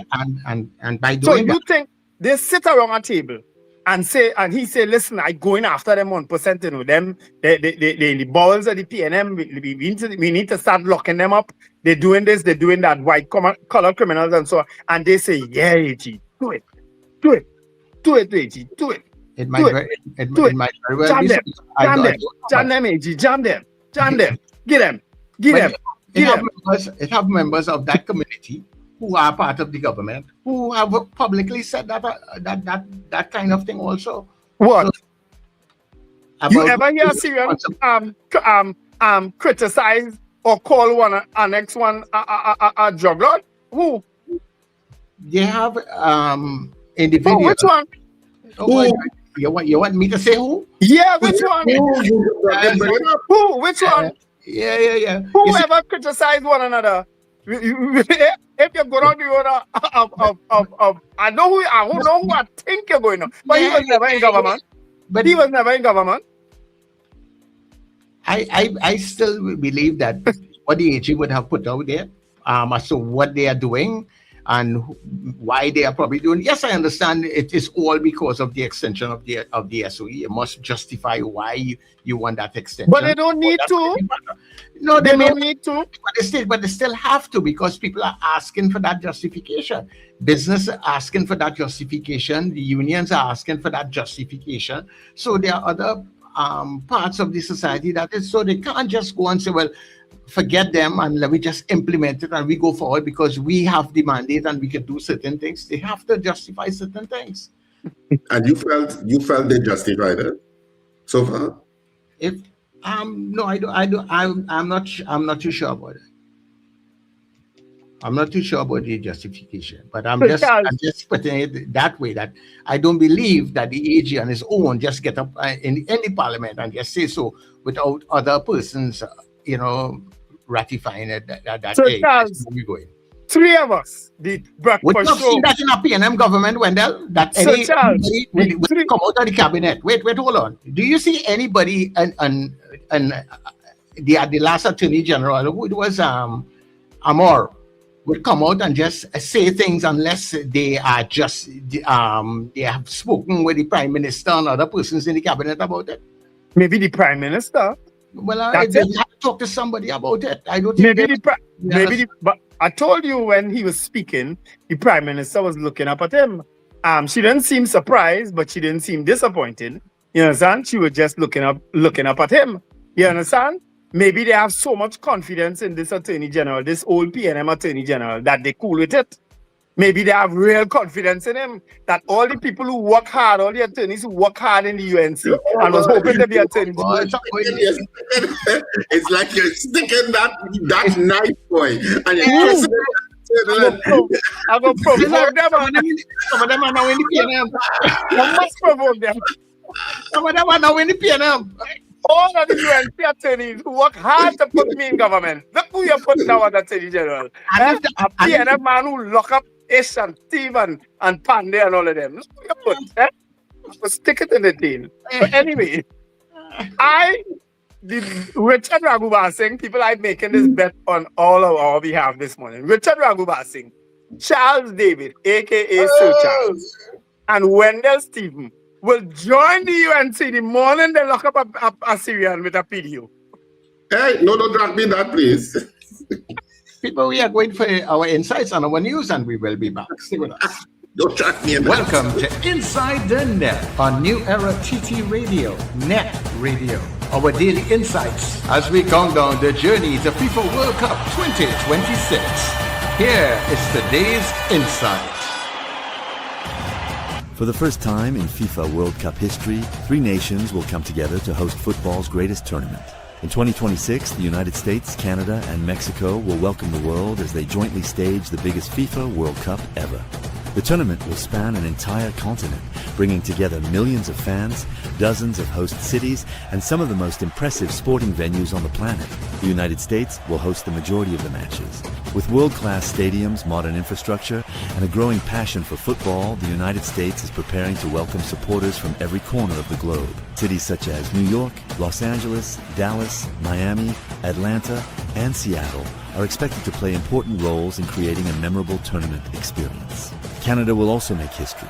Known for its diversity, hospitality, and love of sport, Canada will host World Cup matches in cities including Toronto and Vancouver. Mexico brings a rich football tradition, unlike any other. Passionate supporters, legendary stadiums, and a deep connection to the sport have made Mexico one of football's great nations. The famous Estadio Azteca in Mexico City is expected to become the first stadium in history to host matches in 3 different FIFA World Cups. Together, these 3 nations will showcase their cultures, their cities, and their love for football. Fans will travel thousands of miles. New friendships will be formed as fans from every nation unite in celebration. Memories will be created and history will be made on the pitch. And football will unite people from every corner of the world. As the countdown to FIFA World Cup 2026 continues, anticipation is growing across North America and beyond. The stage is being prepared, the stadiums are ready, and North America is set to host the world. And soon, the world will arrive. This has been Inside the Net, Road to FIFA World Cup 2026 Insights. Join us again for another World Cup Insight as we continue the journey to football's biggest stage. You've been listening to Inside the Net as we count down the journey to FIFA World Cup 2026 on New Era TT Radio, NETT Radio.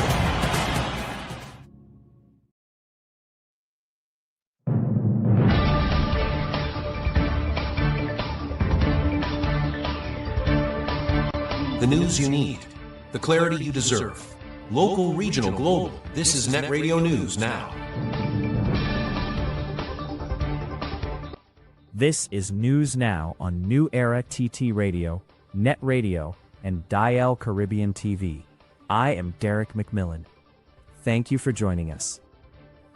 A suspect has been ordered charged with the murder of 12-year-old Mercedes Lane after homicide detectives received advice from the Director of Public Prosecutions. Investigators submitted a file following completion of inquiries into the killing of the Erin Primary School student, and on Wednesday received instructions from Special Advisor Joan Honoré Paul to proceed with a murder charge.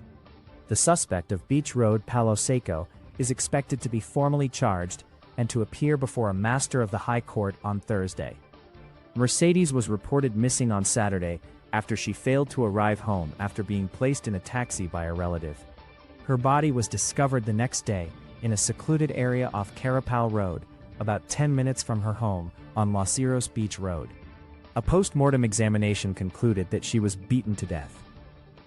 Prime Minister Kamla Prasad Bisesar says her government is strengthening measures to protect vulnerable children through greater coordination among key state agencies. Speaking in Parliament, Prasad Bisesar said the Children's Authority, Police Service, and the Ministries of Education, Health and Social Development are working more closely to identify at-risk children earlier and provide support more effectively. She said efforts are also underway to improve child protection systems, strengthen case management, and enhance information sharing among agencies. The Prime Minister added that frontline capacity within child welfare and family support services is being increased to help prevent problems before they become crises. Health Minister Dr. Lakram Bodo says strict border controls have been implemented as Trinidad and Tobago responds to an Ebola outbreak in parts of Africa. Speaking in Parliament, Bodo urged citizens to avoid travel to the Democratic Republic of the Congo, Uganda, and South Sudan. He said travelers arriving from those countries will undergo enhanced health screening and mandatory 21-day monitoring, with isolation or quarantine measures applied where necessary. The minister also advised citizens to stay informed, reconsider travel to affected regions, and seek medical attention immediately if they develop symptoms linked to Ebola. Vendors at the Chaguanas Market are calling on local government minister Khadija Amin to urgently address long-standing issues at the facility following heavy rainfall that left sections of the market flooded over the weekend. Vendors say leaking roofs, inadequate bathroom facilities, and limited access to running water continue to affect business and customer comfort. While they praised the Chaguanas Borough Corporation for quickly repairing some of the guttering, they say major problems remain unresolved. Some vendors also raised concerns about the allocation of vending spaces and the placement of a recently installed food booth, which they claim has negatively affected visibility. WASA says thousands of customers in Taba Keith and surrounding communities were affected after thieves stole electrical wiring from the booster station, forcing the facility to shut down. Chief Executive Officer Dane Maharaj described the incident as the second attack on WASA infrastructure in less than 24 hours, following a similar act of vandalism at the Beach booster station. He said the thefts disrupted water supplies to several communities and placed additional strain on the authorities' resources. WASA and T&Tech crews have been carrying out repairs, with the Taba Keith station expected to return to service later today. Maharaj is urging the public to report suspicious activity around water facilities as police investigate the incidents. Finally, Iran says it has struck ships in the Strait of Hormuz after the United States launched a new wave of military strikes targeting Iranian facilities. U.S. Central Command said the operation was carried out in self-defense following what it described as continued Iranian aggression, while President Donald Trump warned that Iran would be hit hard if a peace deal was not reached. Iranian state media reported that ships were targeted in the Strait of Hormuz and claimed the waterway had been closed, although U.S. officials said commercial vessels were still moving through the area. The latest escalation follows the downing of a U.S. helicopter earlier this week and renewed exchanges between American and Iranian forces, raising fears of a wider regional conflict. And that is NETT Radio News at this time. That was News Now. Stay informed with New Era TT Radio, NETT Radio.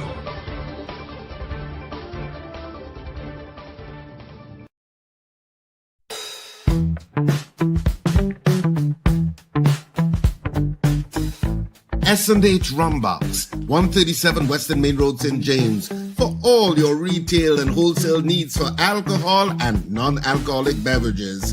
Call us at 686-0599 or visit us at 137 Western Main Road, St. James. S&H Rumbox, drinking out of the box. Trinidad and Tobago, get ready! Galen of the Ultimate DJ Shane invite you to the Ride of the Year, Reggae Ride 26. I met a girl this morning. She was love at first sight. On Saturday, June 27th, on board the Harbour Master, represent your colors with a touch of gold, green, red, and white, featuring DJ Damien, Ever Slick, DJ Junior, Galen, and the Ultimate DJ Shane. Boarding 11 p.m. and sailing at 12 midnight sharp. Tickets are only $250 and are available at all Agard's Nuts House locations, City Furniture stores nationwide, and online at islandetickets.com. Call or WhatsApp 333-7601 for more information and tickets. Walk with your coolers. No oversized coolers and no glass bottles allowed. The Reggae Ride 26 is proudly sponsored by Agard's Nuts House, City Furniture, Tocopia Hotel and Lounge, Cricket Lab Academy, Cafe Barista, Endura Malt, NFM, Rios Waxing Parlor, and Langston Roach Industries. One boat, one vibe, one love. The Reggae Ride 26. Are you taking care of your sexual health and overall well-being? At Total Image and Dr. Raj Adult Boutique, we believe your confidence, wellness, and intimacy matter. Visit us at our convenient locations: 10 Carmody Street, St. Augustine, Edinburgh, Chaguanas, Shops of Daybay, 95 Circular Road, Vistabella, Docks Ranch Light Pole 51, SS Aaron Road, Penal, and Metro Hotel, Suite 1, Number 2 Knoll Street North, Couva. From relaxing massage services to professional guidance on sexual wellness, we are here to support you every step of the way. Consult with renowned sexologist Dr. Raj Ramnanan for expert advice tailored to your needs. Take the first step toward a healthier, more confident you. Call 285-9739 or 645-4543 to book your appointment today. Total Image and Dr. Raj Adult Boutique, where wellness meets confidence. Advertise with us on New Era TT Radio, the fastest growing streaming platform for talk in Trinidad and Tobago. Audio and video ads welcome. Elevate your brand with us. Connect with us at newerattradio@yahoo.com or call us at 299-5156. Now what are you waiting for?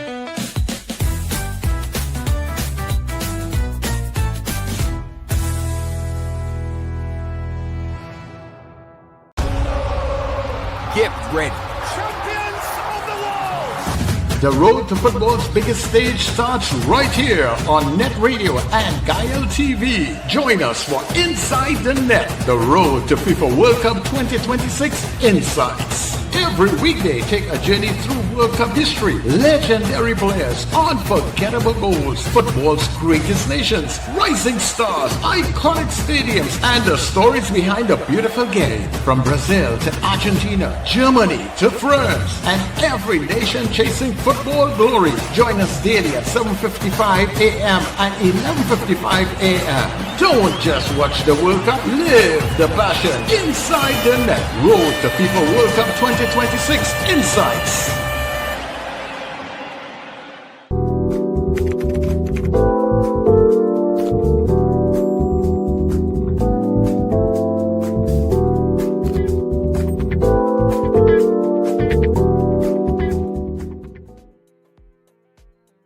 Okay, so we are back. Welcome back to the final session here this morning on NETT Radio. And of course, it is the breakfast show.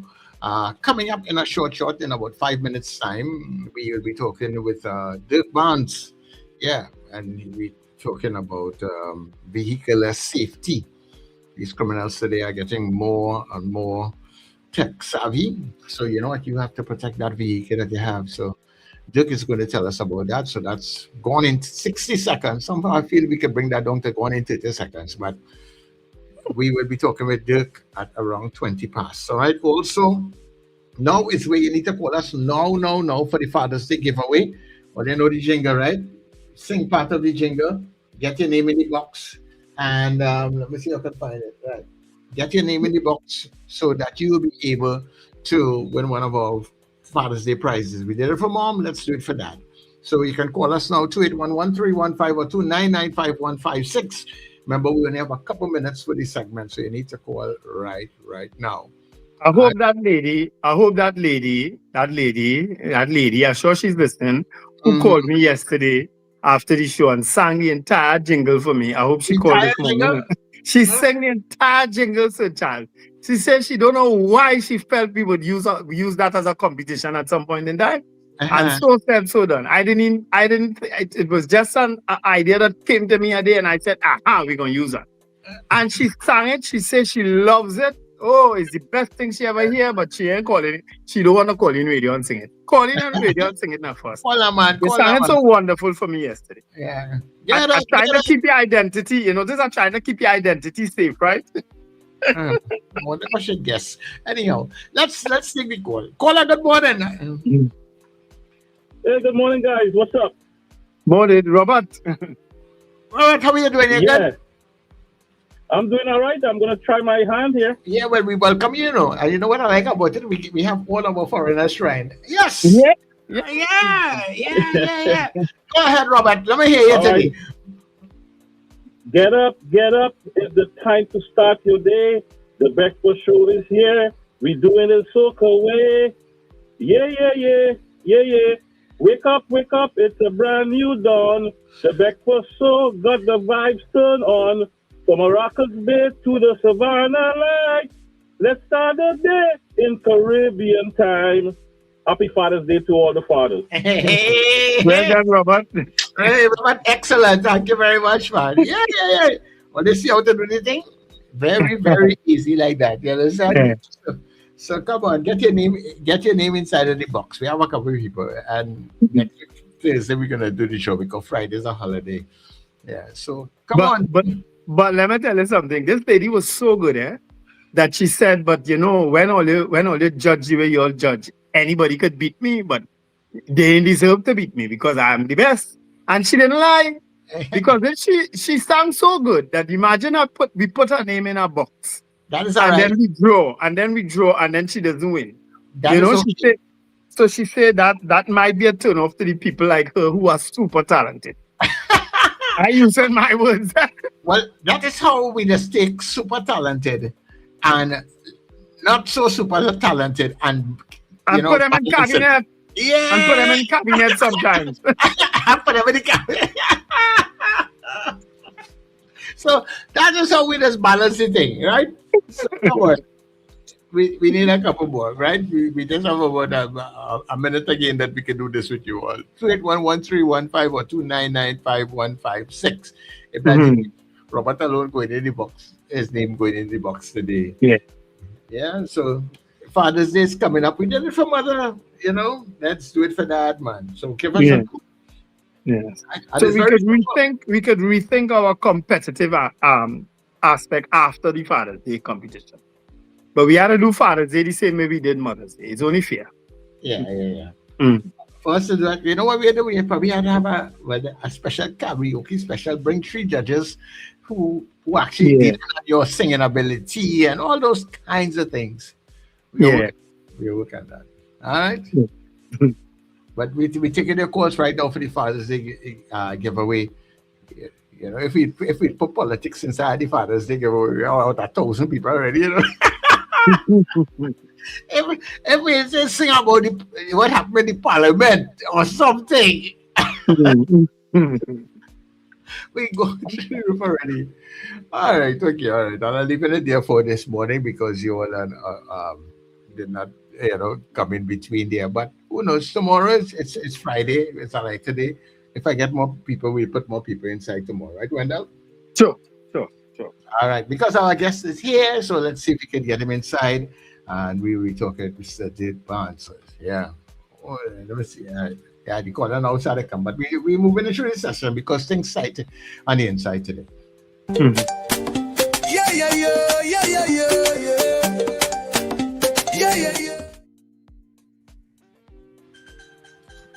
All right. Morning, Mr. Barnes, are you there? Good morning, Wendell. Good morning. Hi, sir. morning. All right, you're a little in the distance, though. We hear you in the distance. Yeah. All right. Let me know how you hear me now. Right, a lot better. Okay. Right. So good morning and thanks for joining us on the Breakfast Show. Thank you so much for having me. It's been a while. Yes, it's been a while and true. It's been a while. Tell me something. Why is there still this prevalence of people losing their vehicles? People stealing vehicles and people having their vehicles stolen. Why is that still so much of an issue? Well, the interesting part about it is that we don't really think about and pay attention to what is happening. But one of the next to the drug trade, stolen vehicles is the next big income earner for the criminal enterprise. And one of the things is innovation. Innovation leads, both in positive and negative ways. When they invented the first vehicle, the first automobile, way back in the 1800s, that's when they invented the first car thief. And oh my word, it's so long. It's a fact if you think about it. And law enforcement have been battling with, stolen vehicle and larceny and stuff like that for over 200 years. And the whole idea of trying to stop stolen vehicles, and everybody who comes out and say that whatever technology they've brought out, your car will never be stolen, is a ludicrous type of claim. You cannot get around it. As an owner of a GPS tracking company, and I've been doing this for 15 years, we lead the game at the air support tactical, that without a doubt. And the thing is, I would say this is a cat and mouse game. What we do today, what technologies we put out today for countermeasures for stolen vehicles, tomorrow some bright young man will find a way around it. And when I start to take you through how the technology has changed over the years, you would realize that we will always be battling this particular phenomenon.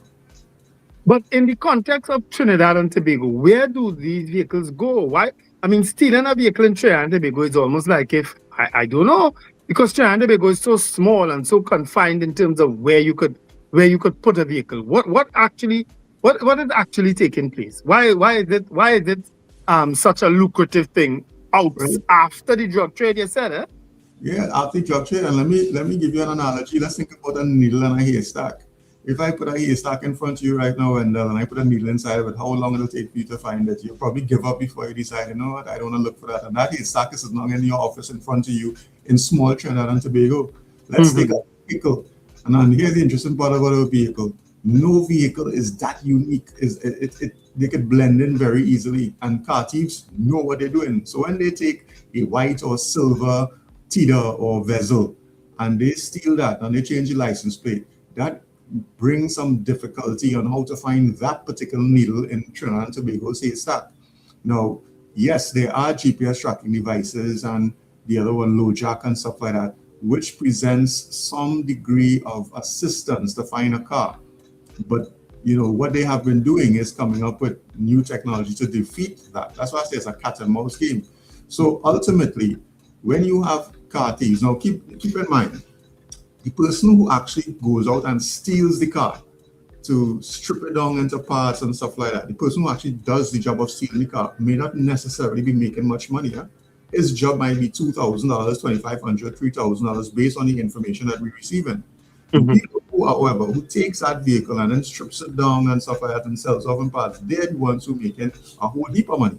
Or even the garages who take those vehicles and change chassis number and all that kind of thing. And then what happens is that those vehicles end up in either these ad hoc rental companies or work to own arrangements. And that is why you see a lot of times when the police raid certain establishments, they find stolen vehicles. And we're hearing about the owners of this establishment was arrested for stolen vehicles and things like that. And they too might not even realize that the vehicle was stolen, because the industry far exceeds just a garage. It also have people who have been implicated in our government agency, like the licensing division. Yeah. So it's a lucrative, very lucrative industry, and people are making a lot of money in it. So you buy your $300,000 or $400,000 car and you're driving it around and you're thinking, well, hey, this has been an investment. I'm proud of myself. I worked hard for this. And a car thief would look at it and say, listen, I'm going to steal that because they're working hard to get that because you have insurance. So you will get back your money and they move the car. Not that they're already thinking about it, but as far as they're concerned, that is their trade, to get your car from you and change it into cash for them to take care of their families. That's how they look at it. Yeah, well, I mean, I would have had that experience twice. Once when I was carjacked and my car was repainted and had a new number plate on it in a matter of a week, and it was registered in someone else's name at licensing office. As a matter of fact, when the investigation took place, someone at licensing office was arrested for it, for being part of this car stealing ring that was doing these alterations at licensing office. So I understand exactly what you speak about, but it's far more prevalent, I guess, than we think it is. Well, I'll tell you something. I started my business, Air Support Tactical, based on my personal experiences, just like you. And what happened in my case, when I met my wife, was way back when, almost 25 years ago, and she told me about a story where their parents' vehicles were stolen just in September when they had just bought books, bought groceries for the school term and stuff like that, and they lost everything. Wow. And while a few years later, they had looked at doing things like they bought another car and they were using the club lock. GPS wasn't out and things like that. And they had a club lock and stuff to lock their steering wheel and all kind of, and they did that religiously. And when I met them, my father-in-law, sometimes he would ask me to drive and go to the mall or stuff like that, and I would use this thing. I've never been accustomed to using a club lock, and I would use the club lock wherever we went. Would you know, one day I got a call that the car was stolen. The next car that they had was stolen. And here's where, in the churchyard, went to church one day, a Sunday, and somebody went to the churchyard and steal the vehicle. And in the church, you didn't put on the club lock because you're in church. Right. We never found that car. I was in defense force at that time, and for almost 2-3 days, I was out there with some guys who, from my unit, and we were driving all over. We were liaising with police. We were looking for that. I've never felt so helpless as a law enforcement person before, or somebody involved in security. And that is when I started to get into GPS, and that was before I started the company. I bought down devices, put in a new vehicle, put in my vehicle, my family vehicle, and I said, this will never happen in my family again. And that is how Tactical was born. I started doing it because of that particular experience. And I've done well over 800 or 900 recoveries on both the domestic side and on stolen vehicle side. And I've interfaced with hundreds of victims, people who I return vehicles to. And if there's one common thing that I've come across with victims is that nobody expected that would have happened to them. And this is why I've always tried to partner with you guys and come out and, talk, give some awareness, let people know, listen, this, you would never expect it. It will just happen. So it can happen to anybody. And from your experience, Wendell, you can see what I mean. You would not have expected when it happened, and it happened. And then after that, you start to look at all the things you can do to prevent it from happening to you. So I'm hoping that your audience would hear this and they would decide to take that stance. Listen, I was not going to wait until it happened for me to do something about it. But tell us some of the things that we can do, you are doing, Dirk, in terms of preventing someone from losing their vehicle, or at least assisting someone in finding back their vehicles. Well, to start with, let's just look at some of the non-tangibles. One of the things that I try to do is to raise awareness, so let people know, listen, your vehicle is your investment. It is yours. It's something that you paid for. You're supposed to enjoy it, but protect it. Do not work on the assumption that somebody wouldn't come and take it from you. And I'll let people know, I hear the messages where people say, well, I don't go anywhere. I just only go to home and to work, and I don't park up anywhere. I just always lock that don't matter. They will come to your house and take it. You have to go for gas at some point in time. They will take it from you at the gas station. You have to go to the grocery. They will take it to you at the grocery, super farm, all these places. So you have to be careful. Put something inside of your car. Now, this part of the conversation in terms of what you can do to protect yourself comes with understanding the cat and mouse game. You would all recall we say here this term called hot wiring. People go inside of a vehicle and they pull some wires and they spark it like what we see inside the movies. And then basically what they're doing is attaching a hot to your starter wire, and then making sure it stays constant on the ignition wire to make sure the whole system stays up and running. And they drive off with your car, the car is running. But cars manufactured after 2005, 2006 came with ways around that. They brought the coded key. So you had a key, you understand, with a little key fob on it. And that key fob had a little radioactive chip that is only picked up when you come in proximity to the vehicle. And that radioactive chip will identify the fact that the key is close by. And when you push it in and you turn, the car will start. So you couldn't hot wire again. So these guys decided to do something different. They started to create different type of attacks. In some cases, they would try to clone your key. That may not work. And then they came with something called a relay attack. And the relay attack required one person with an antenna close to you and another person with another antenna close to the car. And when they pick up your key coding close to you, it then transmits it over, and it can be over any distance to where the car is. You could be in the mall and somebody just passed close to you with that relay attack and they're transmitting it to somebody outside by your car. And once their own key, they could start it and drive away with your vehicle. So that was one of the attacks. Then the manufacturer said, oh, so we're doing relay attacks? Here's what.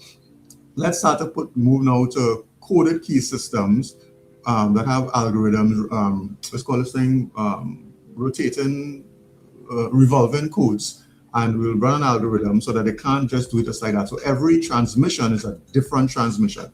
And let's put let's call this thing push to start. Well, what these guys have done now is they say, okay, let's move away from relay attacks. That's just too hard. So now they plug into your onboard diagnostic port with a device that they have, which is a jailbroken device, a hacked device. That device was really created just to be able to program your car and stuff like that, or program in case you have some kind of issue diagnostics and things. And they're programming their own keys without needing your key. So once they gain access to your car, they plug it into that jack. They program their own key and they drive away with your vehicle. They don't even have to follow you again. Wow.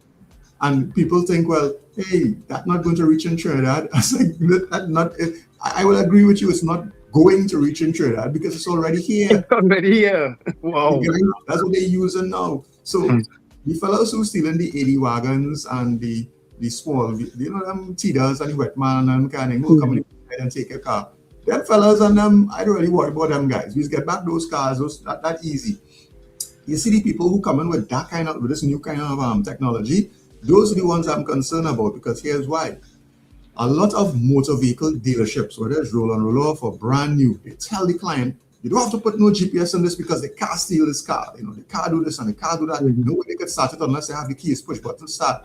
And they are fool. They're fool thinking that is the case. That's not the case. So we have clients running around the place saying, well, the dealership tell me I don't have to put a GPS in my car because I have push a start. And we're like, how they could tell you that?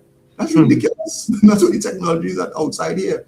So we have people running around with no protection, and car thieves are having a field day.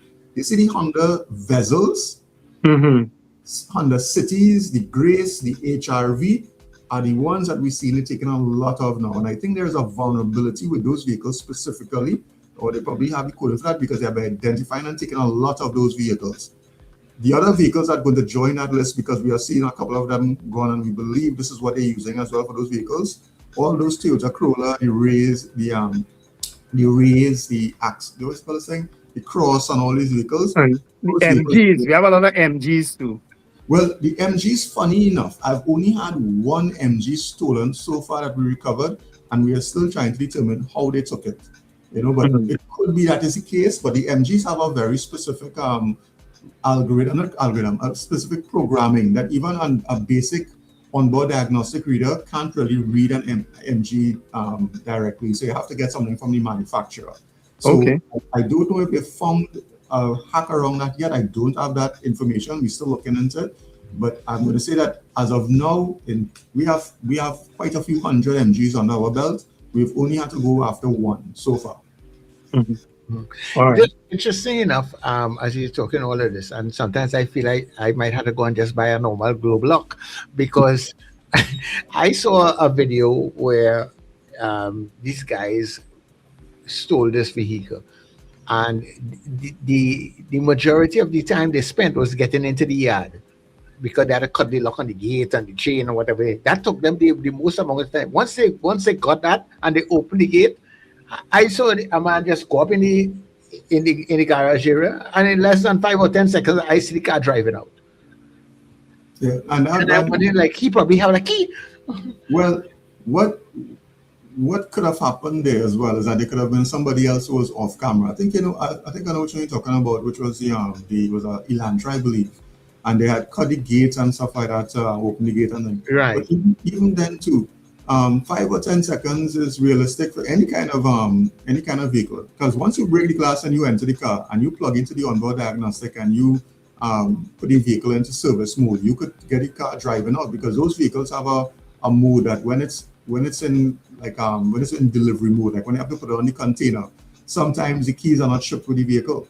So they just put it in the service mode that anybody could drive it, and then when it reaches the dealership, they take it out of service mode or valley mode, and then from there you could drive. So if they have that, if the car has that feature, they could activate it. But at the same time, if somebody goes into one of those vehicles and it's a normal key, as in there's no coded keys, no push to start, all they have to do is to break the shackle and turn the little slot to the back of it and start the vehicle as well. So car thieves, they do their homework. They study what they're doing. They make sure that they are fast, effective.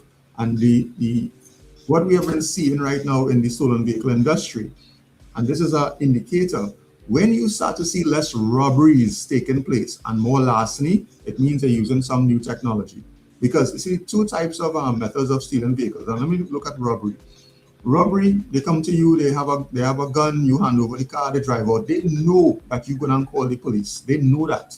So when you driving out, or when that car thief is driving out, he knows this. I only have a certain amount of time before police on me with this. So he's looking to take that vehicle into some neighborhood somewhere and let it cool down. And he'll leave that vehicle there and see who comes right after 2 or 3 days. That's his plan. With larceny, the whole idea of it is taking that vehicle when the owner doesn't know. So the owner might be in cinema, might have gone to the grocery, might have been at home, and 2 o'clock in the morning they take it. By the time you get up and realize that your car gone and you looking to make a report and stuff like that, your car could be stripped down to parts already. They accomplished what they want to accomplish because they had time. So that is why from the larceny side, you have to have some kind of early warning or situational awareness system, which we'll talk about in a little while, because that is the one that we worry about the most. Now, there's one other type of way that they're stealing cars right now, and this is the one that we have to be very careful. And see, you guys in the media, you have to be very careful how you work around this. Of course, you would have been hearing about people losing cars because they're on Tinder and Grindr and all these different things, right? What tends to happen is that these car thieves now will, especially on Grindr, they go after these guys who showing up to their so-called date, and that's when they get robbed. And these guys are so embarrassed to go to a station and report what happened because of the situation and the stigma attached to what it is their preferences are. And when the media picks up on it, the media embarrasses them even further. You know, I've seen certain media houses, not legitimate ones, but these online media houses who go and talk about it, and people start up with the comments and say good and all this. This is wrong. You're taking victim, right? Using what happened to a victim of stolen vehicle and making them the villain. And really and truly, as I've said before, and you guys remember I said this on the shows previously, the police is not responsible for crime. Criminals are responsible for why we have crime. And we have to sort of vilify the villains, not vilify the law enforcement agencies and the victims. And this is why we have to focus now on understanding what crime is and who's driving it to be able to do something about it. Yeah, but that issue though of carjacking, even if they steal it, Dirk, my experience is that sometimes they also are not aware what system may be in it, and they park it up in some places, some remote place, and monitor it to see if in fact it's recovered. I recovered a vehicle like that already. They had parked it up and left it, and I was able to track it, and we eventually got it back. You understand? But I mean, it is really distressing to know that these things are still so prevalent, and even more so with these new vehicles. Yeah, and back to again the cat and mouse game. Too often I have seen these new GPS companies popping up at their advertising, and as a competitor, I always investigate to find out who they are, what they're about, and what systems they're bringing, what innovation they're bringing. And what we see is basically somebody decides, listen, I'm going to start a GPS company. They buy some GPS devices online, they bring it down, and they don't even understand half the features that the device have inside it, or activate them for that matter. And they sell all sorts of different things. And if you go online now, we have been advertising stolen vehicle recovery since I started this business so many years ago. And I have spent real resources to make sure that I have the teams of people who all come from the defense force. I have the R&D people who, these are young men I hire out of UE and programmers and all that kind of, because we build our own stuff. And I'll talk about some of the innovations a little bit. We hire, the command center people who I train as well, and some of them receive international training, so that we have best practices for coordination and control. And all of these things to make sure that when my customer calls us, we have the fastest response out there that does not have to depend on the Trinidad and Tobago Police Service. Nothing is wrong with the professional institution of the Trinidad and Tobago Police Service in Trinidad and Tobago. That's our police service, and it is one of the best in the Caribbean. I will say that hands down. However, the Trinidad and Tobago Police Service main constraint is resources. And when you go outside here sometimes, I have been on a situation already where I'm sitting on by a vehicle for 47 hours waiting for the first police responder to show up. Not because they don't want to come in, because of resources. The vehicle's in the station out on some operation with task force and all these different things. And I keep thinking to myself, if we weren't here for this customer, this vehicle will be sitting down here and somebody could be taking it apart or destroying it. And those are the things that we offer. Now, there are companies outside there. When you really start to call them and you ask, who does the recovery? It's all sorts of excuses. And there's one company in particular who sends an employee, an untrained civilian, to show up by the vehicle and take pictures and say, well, we have our own response unit. No gun, no weapon, no training, no nothing, no team, just one person. And I say, what happens if you end up in a very, in an area controlled by criminal cartels? What is going to happen then? Are you then going to send that one unarmed person across there, or are you going to advertise and say, yes, they did the recovery, but it was the police that did all of the heavy lifting? These are the things that we see happening inside the market right now. But here at Air Support Tactical, our job is recovery. We are a security company first, but we are one of the most advanced GPS companies in the region, not just Trinidad and Tobago. And because we do R&D, we take our systems, and I'll talk about one of the key things I'm building right now that is launching tomorrow, that is going to change the way GPS works. And I would want to even think globally. When I explain how powerful this software is, you will realize where I'm coming from. But we have been innovating a lot of things to make sure we could close gaps and vulnerabilities that exist right here in Trinidad and Tobago. All right, well, we got so tell us about what is available to prevent these things, and let's tell people how to get in contact so they could, get the service that you're offering. All right, so let's start with what we have right now. Our Drone Guard GPS system. It used to be Car Safe, and we rebranded to Drone Guard back in early last year. And what Drone Guard has is three main technologies that we created right here in Trinidad and Tobago, integrating different technologies from across the globe. Number one is one called SIM-Boost. Now, SIM-Boost came about because we saw vulnerabilities in our networks here in Trinidad. We primarily use one particular mobile provider because all GPS tracking devices must transmit its data over the cellular network. So we have to get SIM cards and things like that. And we decided to move to international providers for that. And then these international providers gave us different dashboards and APIs that we could build our own program. So we built one called SIM-Boost. And what SIM-Boost does, it asks the GPS tracking device to always report the strongest signal close to it. And then the software will say, listen, you have a stronger signal here, and it'll tell the GPS tracking device to switch to this particular provider. It is the only GPS system in the world right now that does that. So we could switch on or fly. From our offices, we could actually tell the device, switch from this one to this one. And that is not something that is available. Now, how that helps us, if a vehicle is taken into a remote area where the signal starts to drop out because our main provider doesn't have much cell sites there, it will switch to the next one automatically, which means that we have coverage in more places in Trinidad and Tobago than any other provider in the country. The second thing that we created was something called JACM, which is JACM, which is Jamming Electronic Countermeasures. So even if it is that somebody is jamming the GPS tracking device, we have countermeasures for that. It's a separate carrier frequency that we're able to track the vehicle. We can do. The customer doesn't see it, but we could see it.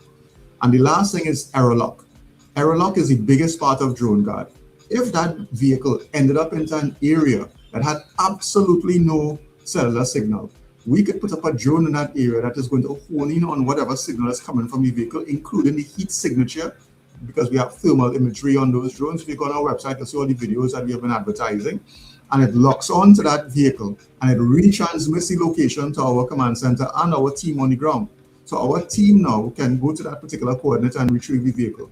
Those three technologies, I can't find anywhere else in any other company in the globe that has those technologies, and we have been using it here, and that is what pushes our 100% recovery rate.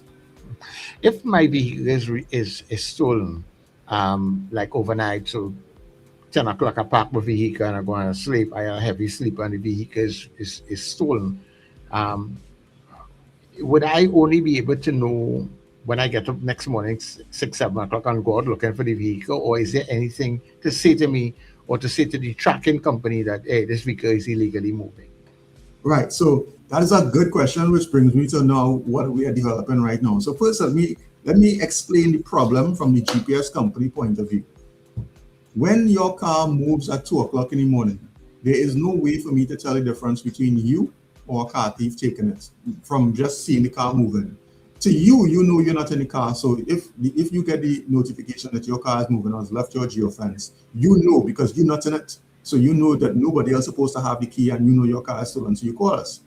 From my perspective, I don't know if it's you or somebody else from the company when we do our monitoring. So what we have been doing is that we have been looking at different things. Like, okay, so the car left 2 o'clock in the morning. All right, where is the car going? How is it being driven? Does the customer normally go here? Boom, it just went into a hotspot area. Is it that they're dropping off somebody or checking a bird? What really going on? You know, so those are the things that we're not sure of. And when that car has been taken, we are actually looking at all of those things from the history data stored on the system. But now, a lot of things have changed in terms of the technology, and we have reached the point where we are launching something tomorrow, the first iteration of it, called Guardian Plus.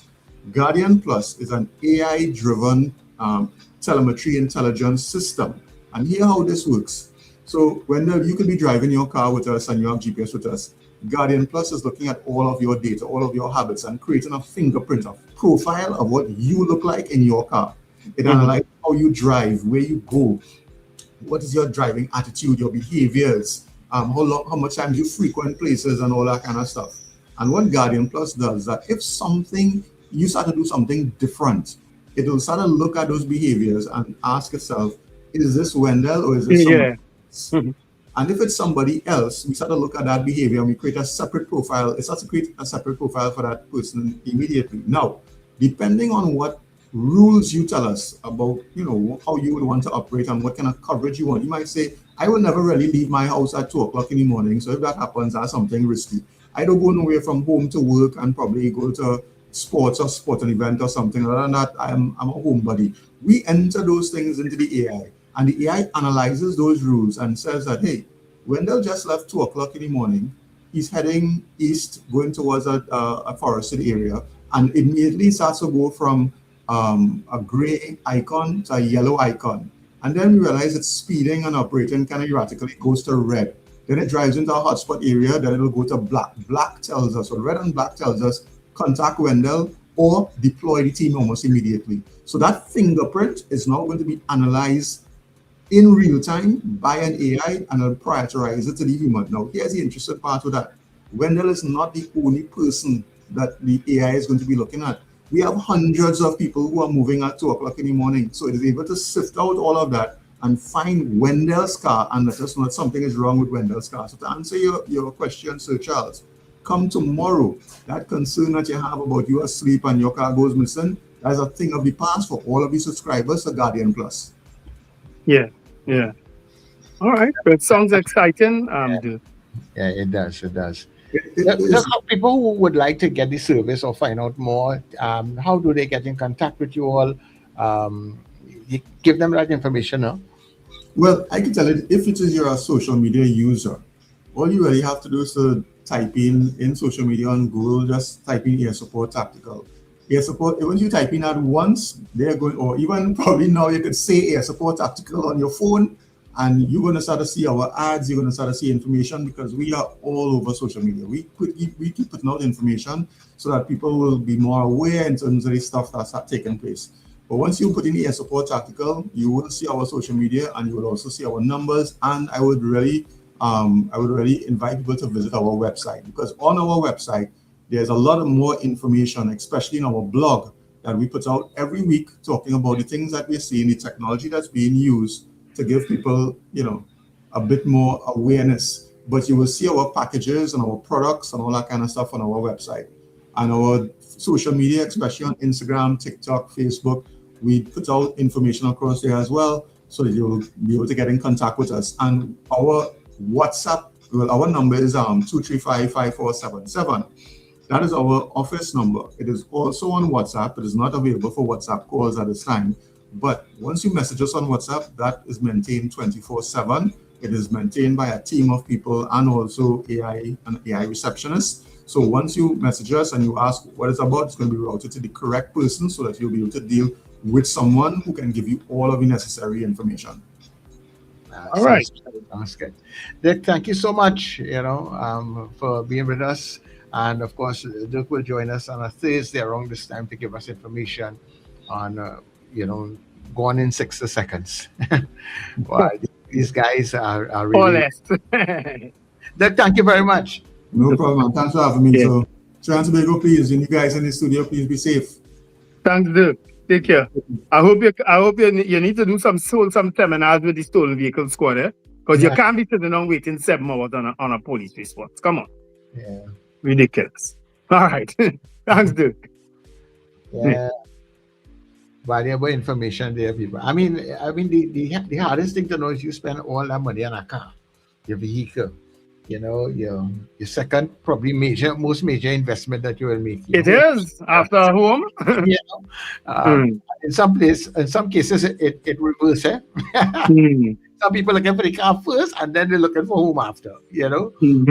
So after you do all of that, you have to secure it, because, as I say, you really don't want.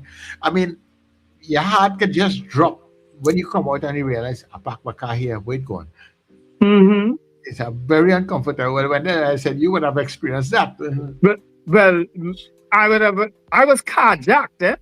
Oh, okay. The second time it was with my son's vehicle, and he came out and with no vehicle. Thankfully, that vehicle had a device in it, so we found it back. You understand? But the first time I was carjacked, my car was repainted, new number plate, new owner, all kind of thing, But as I tell you, the one thing that didn't change on my car at the time, because back then all you had was kill switch on them kind of thing. But if you're in the car, you no kill switch, you're taking your car at gunpoint and they're going with it. You understand? Yeah. So I didn't get to activate anything. But that car, if the thing that didn't change was the muffler, I had put on a different muffler than what the car came in. I'd got an old gun barrel from some partner, and it was different. It used to sound different, look different.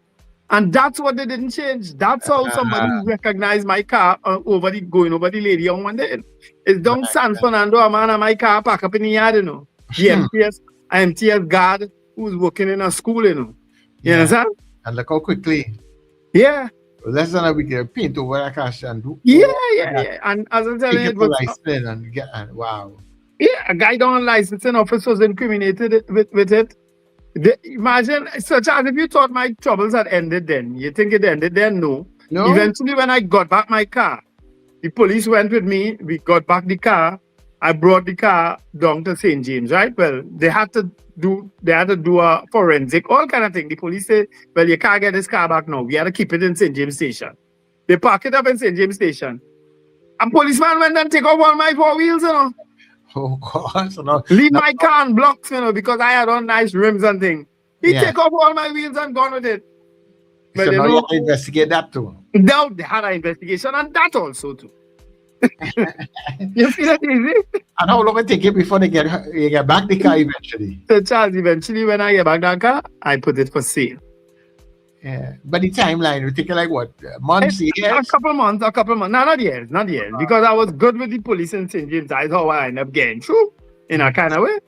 I was well known to them. I was good with police in St. James. I've always been good with police in St. James. And that's how I got back my car. They said, boy, come and take this car. Bring 4 wheels and take it. We don't want this trouble again. And I had to take it. And What happened with the police with the 4 wheels? They had shifted them back then. They used to fire nobody. They just may know whatever become it. So Charles, that was the case when I tell you I went to court and they calling out my name like I was the criminal. I walk out the court. I walk out the court and say, Wendell don't need this thing, this stress. I leave that matter riding. The fella eventually get charged with kidnapping and all kind of things. I ain't know where he is now. If he alive already.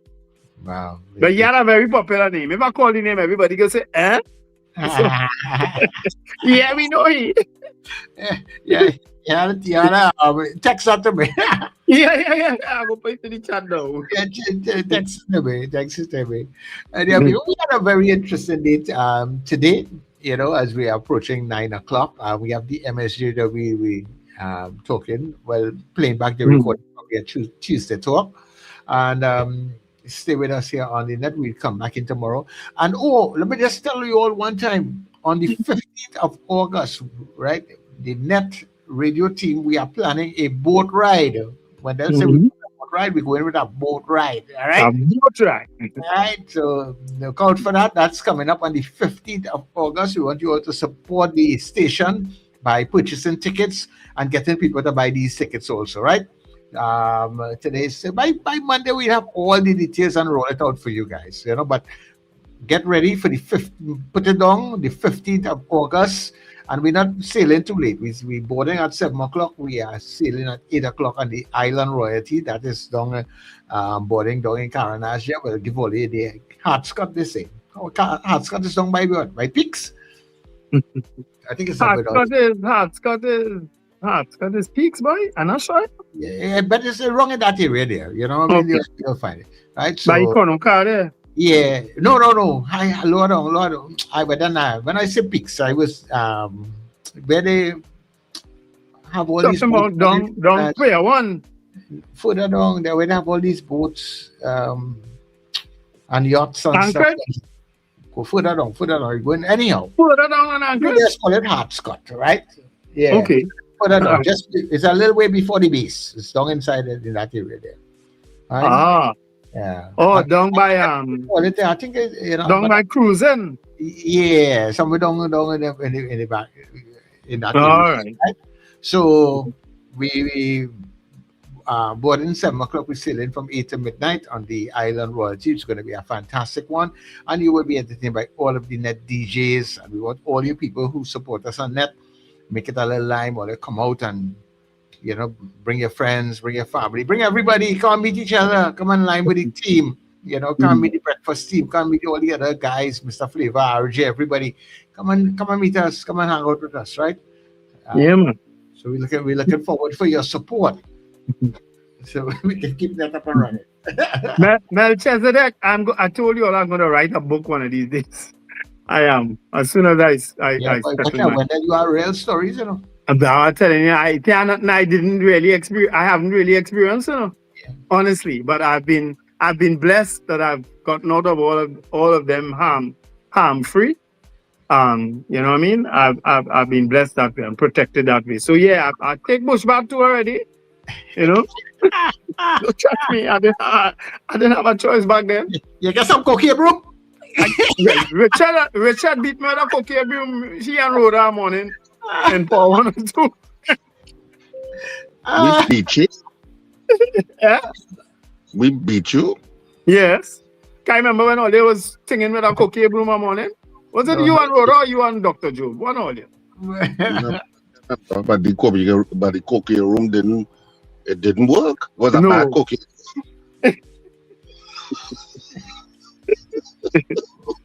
Oh Lord, life is something else. Yeah. All right, guys, we have to go. It's 9 o'clock. Richard, anything that you have to, any information to share with us? Yes, I do. There's a play on the end of the month, and it's about what 10 days away, maybe.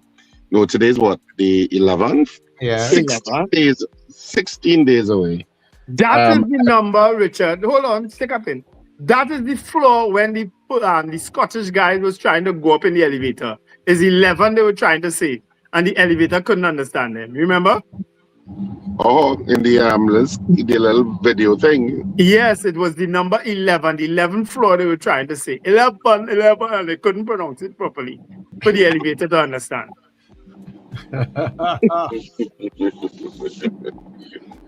Just say 10 and woke up.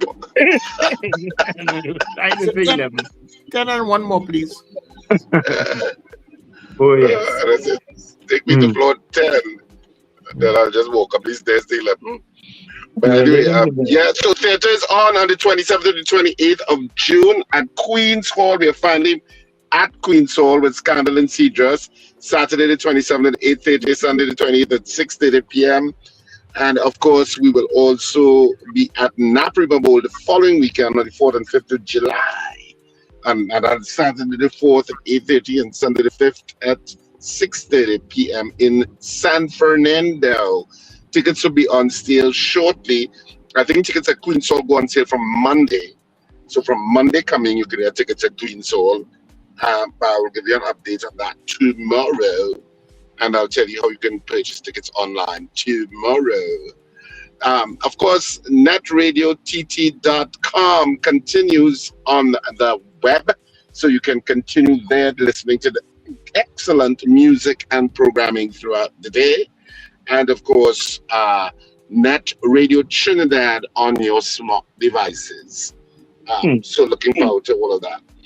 So have a fantastic day. Whatever you do, remember to smile and laugh. It's great for your health. You have anything to say, Wendell? Yes, folks, have an absolutely wonderful day. Remember to let go and let God. The rains are down again in Arima.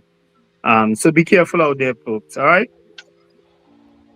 All right. So, despite all the problems, maybe personally in your life, or what stresses you out that has nothing to do with you personally, and I'm particularly talking about politics and stuff, whatever stress you take on, release it for the rest of the day. Have a fantastic day, and hopefully we took away some of that stress this morning, because we are the Breakfast Show. Get up, it's the time to start the day. The Breakfast Show is here, we bring in the soca way. Yeah.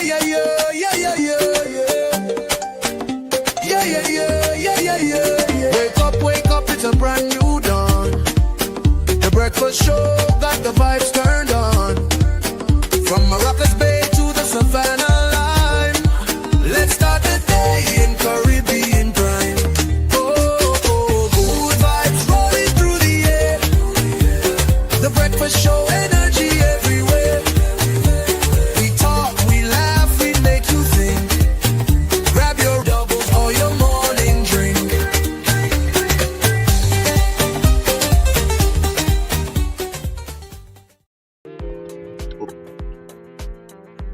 You know,